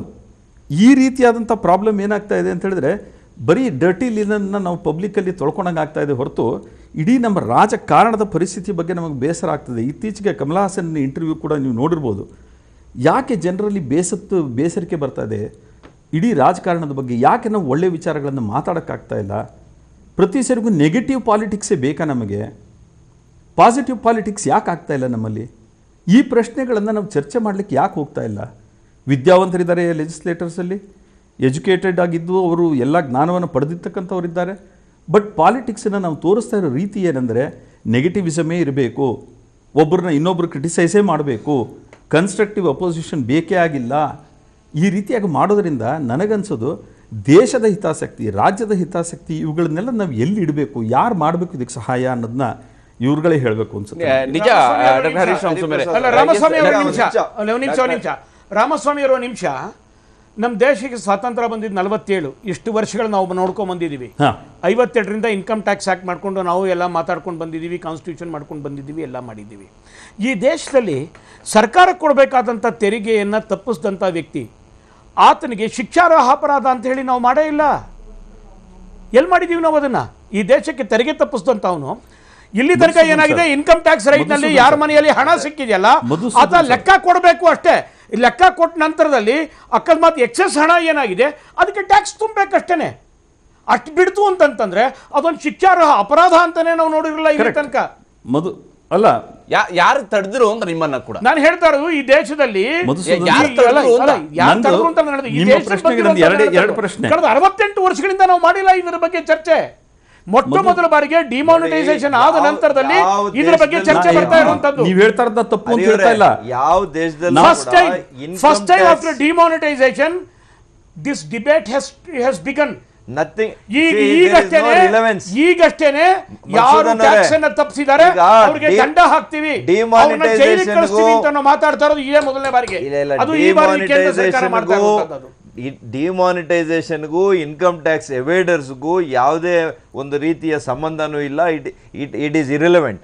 ದಯವಿಟ್ಟು ಈಗ ಅರ್ಥ ಮಾಡ್ಕೊಳ್ಳಿ. ಈಗ ಒಂದು ಮಾತನ್ನು ನಾನು ಪ್ರಸ್ತಾಪ ಮಾಡಬೇಕು. ಮಧುಸೂದನ್ ಅವರು ಹೇಳಿದ್ದು, ಈಗ ಚಿಕ್ಕರಾಯಪ್ಪ ಮತ್ತು ಜಯಚಂದ್ರ ಇವರಿಬ್ಬರು ಇಂಜಿನಿಯರ್ಗಳು. ಒಬ್ಬರು PWDಯಲ್ಲಿ ಕೆಲಸ ಮಾಡ್ತಾರೆ, ಇನ್ನೊಬ್ಬರು ಮೇಜರ್ ಇರಿಗೇಷನಲ್ಲಿ ಕೆಲಸ ಮಾಡ್ತಾರೆ, ನೀರಾವರಿ ಇಲಾಖೆಯಲ್ಲಿ. ಆ ಕಾರಣಕ್ಕೆ ಅವ್ರ ಮನೆಯನ್ನು ರೈಡ್ ಆಗಿದೆ, ಅವರ ಮನೆಯಲ್ಲಿ ಹಣ ಸಿಕ್ಕಿದೆಯಾ ಇಲ್ಲ ನನಗೇನು ಮಾಹಿತಿ ಇಲ್ಲ, ಯಾಕೆಂದರೆ ಅವರಷ್ಟು ಮಾಹಿತಿ ನಮಗಿಲ್ಲ, ನಾವು ಕಾಂಗ್ರೆಸ್ನವರು. ಹಾಗಾಗಿ ಇವತ್ತು ಆ ಇಲಾಖೆಯಲ್ಲಿ ಕೆಲಸ ಮಾಡ್ತಾ ಇದ್ರು ಅಧಿಕಾರಿಗಳು ಅನ್ನೋ ಒಂದು ಮಾತ್ರಕ್ಕೆ ಮಂತ್ರಿಗಳು ನೇರ ಹೊಣೆ. ಮಂತ್ರಿಗಳ ಮೇಲೆ ನಾವು ನೋಟಿಸ್ ಕೊಡ್ತೇವೆ, ಮಂತ್ರಿ ಈಗ ಅವ್ರ ಮಗ ನಿಲ್ಲಕ್ಕಾಗಲ್ಲ ಅಂತ ಇವರು ಪೂರ್ವಾಗ್ರಹ ಪೀಡಿತರಾಗಿ ಹೇಳ್ಬಿಟ್ರೆ ಅಲ್ಲಿಗೆ ಇವರೆಲ್ಲರೂ ಕೂಡ ಇವರೇ ಡೈರೆಕ್ಟ್ರು, ಇವರೇ ಆ ಕಥೆಯನ್ನ ಸಿನಿಮಾ ನಡೆಸ್ತಾ ಇದ್ದಾರೆ. ಅವರ ಹೆಂಡತಿ ಹೇಳಿದ್ದಾರೆ, ಯಾರು ಹೇಳಿಲ್ಲ. ಎಲ್ಲಿದೆ? Where is the document? Where is the document? There is no document. This is a baseless allegation. It is completely baseless. It is a completely baseless. ನನಗೂ ಕೂಡ ಮಾಹಿತಿ ಇದೆ. It is there in public domain. Jayachandra ಅವರಾಗ್ಲಿ ಚಿಕ್ಕರಾಯಪ್ಪ ಅವರಾಗ್ಲಿ ಅವರ ಮಂತ್ರಿಗಳ ಮೇಲೆ ಇದುವರೆಗೂ ಎಲ್ಲಿ ಕೂಡ ಯಾವ ನ್ಯಾಯಸ್ಥಾನದಲ್ಲೂ ಹೇಳಿಲ್ಲ, ಯಾವ ಇಲಾಖೆಯವರ ಹತ್ರನೂ ಹೇಳಿಲ್ಲ. ಇದು ಬಾಹಿಷ್ಯ ಹೇಳಿಕೆ, ಇದು ಸಂಪೂರ್ಣ ಸುಳ್ಳು ಇದು. ಹಾಗಾಗಿ ಆ ಥರ ಇದ್ದಿದ್ರೆ ಇಷ್ಟೊತ್ತಿಗೆ IT ಅವರಾಗ್ಲಿ ED ಅವರಾಗ್ಲಿ ಕಳೆದ 3 ತಿಂಗಳಲ್ಲಿ ಯಾರಿಗಾದ್ರೂ ನೋಟಿಸ್ ಇವರೇ ಕೊಡಿಸ್ಬಿಡ್ತಾ ಇದ್ರು ಬಿಜೆಪಿ ಅವರು. ಅವ್ರಿಗೂ ಸಂಬಂಧನೇ ಇಲ್ಲ. ಕಾಂಗ್ರೆಸ್ನ ಲೀಡರ್ಗಳ ಮೇಲೆ ಮಾತ್ರ IT ರೇಡ್ ಆಗಿದೆ, ಕಾಕತಾಳೀಯ ಅಂತ ಹೇಳಿ ಹೇಳ್ತಾರೆ ಅಥವಾ? ಯಾಕೆಂದ್ರೆ ಮಧ್ಯಪ್ರದೇಶದಲ್ಲಿ ಇರ್ತಕ್ಕಂಥ ಸರ್ಕಾರ, ಗುಜರಾತ್ ನಲ್ಲಿ ಇರ್ತಕ್ಕಂಥ ಸರ್ಕಾರ ಅವ್ರು ಮಹಾತ್ಮ ಗಾಂಧೀಜಿರವ್ರಿಗಿನ್ನ ಬಹಳ ಸತ್ಯ ಹರಿಶ್ಚಂದ್ರರು. ರಾಜಸ್ಥಾನದಲ್ಲಿ ಮಧ್ಯಪ್ರದೇಶದಲ್ಲಿ ವ್ಯಾಪಂ ಕೇಸ್ ಆಗಿದೆಯಲ್ಲ, ಮಧ್ಯಪ್ರದೇಶದಲ್ಲಿ ವ್ಯಾಪಂನಿಂದ ಎಷ್ಟೋ ಜನ ಸತ್ತಿದ್ದಾರೆ. ಅಲ್ಲಿ ಇನ್ಕಮ್ ಟ್ಯಾಕ್ಸ್ ಆಗಲ್ಲ. ಅಲ್ಲಿ ಒಂದು ಹೇಳ್ತೀನಿ ನಾನು, ಯಾವ ವ್ಯಕ್ತಿ ಒಬ್ಬ ದೊಡ್ಡ ಇಂಡಸ್ಟ್ರಿಯಲಿಸ್ಟ್ ಪ್ರತಿ ವರ್ಷವೂ ತನ್ನ ಎಂಪ್ಲಾಯೀಸ್ಗೆ ಡೈಮಂಡ್ ಮರ್ಚೆಂಟ್ ಅಥವಾ ಮನೆ ಕೊಡ್ತಾ ಇದ್ದ, ಕಾರ್ ಕೊಡ್ತಾ ಇದ್ದ ಅಂತ ನಾವೆಲ್ಲ ನೋಡ್ತಾ ಇದ್ವಲ್ಲ, ಅದೇ ವ್ಯಕ್ತಿ ಮೋದಿ ಅವ್ರಿಗೂ ಸಹ ಗೋಲ್ಡನ್ ಸೂಟ್ ಹೊಲಿಸ್ಕೊಟ್ಟಿದ್ದಂಥ ವ್ಯಕ್ತಿನೂ ಆತನೇ. ಆದರೆ ಆ ವ್ಯಕ್ತಿ 6,000 ಕೋಟಿ ಡಿಕ್ಲೇರ್ ಮಾಡಿಕೊಂಡು ಸರ್ಕಾರಕ್ಕೆ ಟ್ಯಾಕ್ಸ್ ಕಟ್ಟಿ ಎಲ್ಲ ಮಾಡಿದ್ದಾನೆ. ಅವ್ರನ್ನ ಯಾರೇನು ಬಚಾವ್ ಮಾಡಿಲ್ಲ, ಅದೆಲ್ಲ ಈಚೆ ಬಂದಿದೆ. ಒಬ್ಬ ಮಹಾರಾಷ್ಟ್ರದಲ್ಲಿ ನಮ್ಮ ಭಾರತೀಯ ಯುವ ಮೋರ್ಚಾ ಶಾಸಕನ ಹಣ ಸಿಕ್ಕಾಕೊಂಡಿದ್ದು ಸರ್ಕಾರದಲ್ಲಿ ಬಂದಿದೆ, ಇಟ್ ಹ್ಯಾಸ್ ಬಿನ್ ಸೀಜ್ಡ್. ಮತ್ತೆ ಬೇರೆ ಇನ್ನೊಂದು ಕಡೆಗೆ ಅಲ್ಲಿ DCC ಬ್ಯಾಂಕ್ನಿಂದ ಹಣ ಡಿಕ್ಲೇರ್ ಮಾಡ್ಕೊಂಡ್ರು, ಅದು ಅವ್ರಿಗೆ ತಗೊಂಡ್ರು. ಹಾಗೆ ನಾನು ಹೇಳ್ತಾರೆ ಅಂದ್ರೆ ಸೀಸೆ ಮಾಡಲಿಲ್ಲ, ಹಿಡಿಲಿಲ್ಲ ಅಂತಲ್ಲ, ಯಾರು ದಾಖಲೆಗಳನ್ನ ಕೊಡ್ತಾರೆ ಅವ್ರನ್ನ ಬಿಡುಗಡೆ ಮಾಡ್ತಾರೆ. ಯಾರು ದಾಖಲೆಗಳನ್ನ ಕೊಡಲ್ಲ ಅವ್ರು ಸಿಕ್ಕಾಕೋತಾರೆ. ಬಹಳ ಪ್ರಮುಖವಾಗಿ ದೇಶದಲ್ಲಿರ್ತಕ್ಕಂಥ 120 ಕೋಟಿ ಜನದಲ್ಲಿ ಟ್ಯಾಕ್ಸ್ ಪೇಯರ್ಸ್ 4 ಲಕ್ಷ 5 ಲಕ್ಷ ಅಷ್ಟೇ ಇರ್ತಕ್ಕಂಥದ್ದು. ಬಹುಶಃ ಅದಕ್ಕೆ ಭಾರತೀಯ ಜನತಾ ಪಕ್ಷದವ್ರಿಗೆ ಏನಪ್ಪ ಡಿಮಾರ್ಟೇಷನ್ ಮಾಡಿದರೆ, ಬಹುಶಃ ಇನ್ನೊಂದು 2 ತಿಂಗಳಲ್ಲಿ ಅವರೇನೋ 45-50 ದಿವಸ ಟೈಮ್ ಕೇಳಿದ್ರು, ಇನ್ನೊಂದು 6 ತಿಂಗಳು ತೊಗೊಳ್ಳಿ, ಒಂದು 100 ಕೋಟಿ ಜನ ಟ್ಯಾಕ್ಸ್ ಪೇಯರ್ಸ್ ಮಾಡ್ತಾರೆ ನೋಡೋಣ, ಅದು ಅವ್ರಿಗೆ ಬಿಡ್ತೀನಿ. ಮಧುಸೂದನ್ ಅವರು ಮಾತಾಡ್ತಾ 1-2 ವಿಷಯ ಪ್ರಸ್ತಾಪ ಮಾಡಿದ್ರು, DCC ಬ್ಯಾಂಕು, ಕೋಆಪರೇಟಿವ್ ಬ್ಯಾಂಕ್ ಅಂತೇಳಿ. ಬಹುಶಃ ಸಹಕಾರಿ ಬ್ಯಾಂಕುಗಳ ವ್ಯವಸ್ಥೆ ಬಗ್ಗೆ ಅವರಿಗೆ ಕಲ್ಪನೆ ಇಲ್ಲ. ಇಡೀ ದೇಶದಲ್ಲಿ ಸಹಕಾರಿ ಬ್ಯಾಂಕುಗಳು ಹೆಚ್ಚಿಗೆ ಇರ್ತಕ್ಕಂಥದ್ದು ಮಹಾರಾಷ್ಟ್ರದಲ್ಲಿ, ಗುಜರಾತ್ನಲ್ಲಿ. ಬಹುಶಃ ಆ ರಾಜ್ಯಗಳಲ್ಲಿ ಅದ್ರ ಮೇಲೆ ಕಂಟ್ರೋಲ್ ಇರ್ತಕ್ಕಂಥದ್ದೇ ಭಾರತೀಯ ಜನತಾ ಪಕ್ಷದ್ದು. ಇವತ್ತು ಆಲ್ ಇಂಡಿಯಾ ಅರ್ಬನ್ ಬ್ಯಾಂಕ್ ಫೆಡರೇಷನ್ನು ಅಧ್ಯಕ್ಷ ಇರ್ತಕ್ಕಂಥವ್ರು ಭಾರತೀಯ ಜನತಾ ಪಕ್ಷದವರು. ಯಾವುದೋ 1-2 ಪ್ರಕರಣ ಇಟ್ಕೊಂಡು ಅರ್ಬನ್ ಬ್ಯಾಂಕ್ಸ್ಗೆ ಅಥವಾ DCC ಬ್ಯಾಂಕ್ಗಳಿಗೆ ಕಪ್ಪು ಚುಕ್ಕೆ ಬೆಳೆಯುವಂಥ ಪ್ರಯತ್ನ ಬೇಡ. ನೀವು ಡಿಮಾರ್ಟೇಷನಲ್ಲಿ ಯಾವುದಾದ್ರು ಬ್ಯಾಂಕು ಅವ್ಯವಸ್ಥೆ ಆಗಿದ್ದರೆ, ಮೋಸ ಆಗಿದ್ದರೆ, ಅದು ಕಮರ್ಷಿಯಲ್ ಬ್ಯಾಂಕುಗಳಲ್ಲಿ, ಕೇಂದ್ರ ಸರ್ಕಾರದಲ್ಲಿ ಅಧೀನದಲ್ಲಿರ್ತಕ್ಕಂಥ ಬ್ಯಾಂಕುಗಳಲ್ಲಿ. ಇವತ್ತು ಹೊಸ ಕಂತೆ ನೋಟ್ಗಳು ಎಲ್ಲಿ ಆಚೆ ಬಂತು ಅಂತ ನೀವು ಹೇಳಬೇಕು. ಹಾಗಾಗಿ ಇವತ್ತು ಯಾವುದೋ ಒಂದು ಸಣ್ಣ ಪ್ರಕರಣ ಇಟ್ಕೊಂಡು DCC ಬ್ಯಾಂಕ್ ಟಾರ್ಗೆಟ್ ಮಾಡೋಂಥದ್ದು, ಕೋಆಪರೇಟಿವ್ ಬ್ಯಾಂಕ್ ಟಾರ್ಗೆಟ್ ಮಾಡೋಂಥದ್ದು. ಇವತ್ತೇನಾದ್ರು ಗ್ರಾಮೀಣ ಜನರಿಗೆ ಏನಾದ್ರು ಬ್ಯಾಂಕಿಂಗ್ ಸೇವೆ ಏನಾದ್ರು ಕೊಟ್ಟಿದ್ರೆ ಅದು ಕೋಆಪರೇಟಿವ್ ಬ್ಯಾಂಕ್, DCC ಬ್ಯಾಂಕ್. ದಯಮಾಡಿ ಇದನ್ನ ಅರ್ಥ ಮಾಡ್ಕೋಬೇಕಾಗುತ್ತೆ. ಇಲ್ಲಿರ್ತಕ್ಕಂಥ ಪ್ರಶ್ನೆ ಏನು, ತನಿಖಾ ಸಂಸ್ಥೆನ ನೀವು ದುರುಪಯೋಗ ಮಾಡ್ಕೊತಾ ಇದ್ದೀರಿ ಭಾರತೀಯ ಜನತಾ ಪಕ್ಷ. ಅದಕ್ಕೆ ಉತ್ತರ ಕೊಡಬೇಕಾಗುತ್ತೆ. ತಮಗೂ ಕೂಡ ಧನ್ಯವಾದ. ಇದು ಇವತ್ತಿನ ವಿಶೇಷ. ಸುದ್ದಿಗಾಗಿ ನೋಡ್ತಾ ಇರಿ TV9.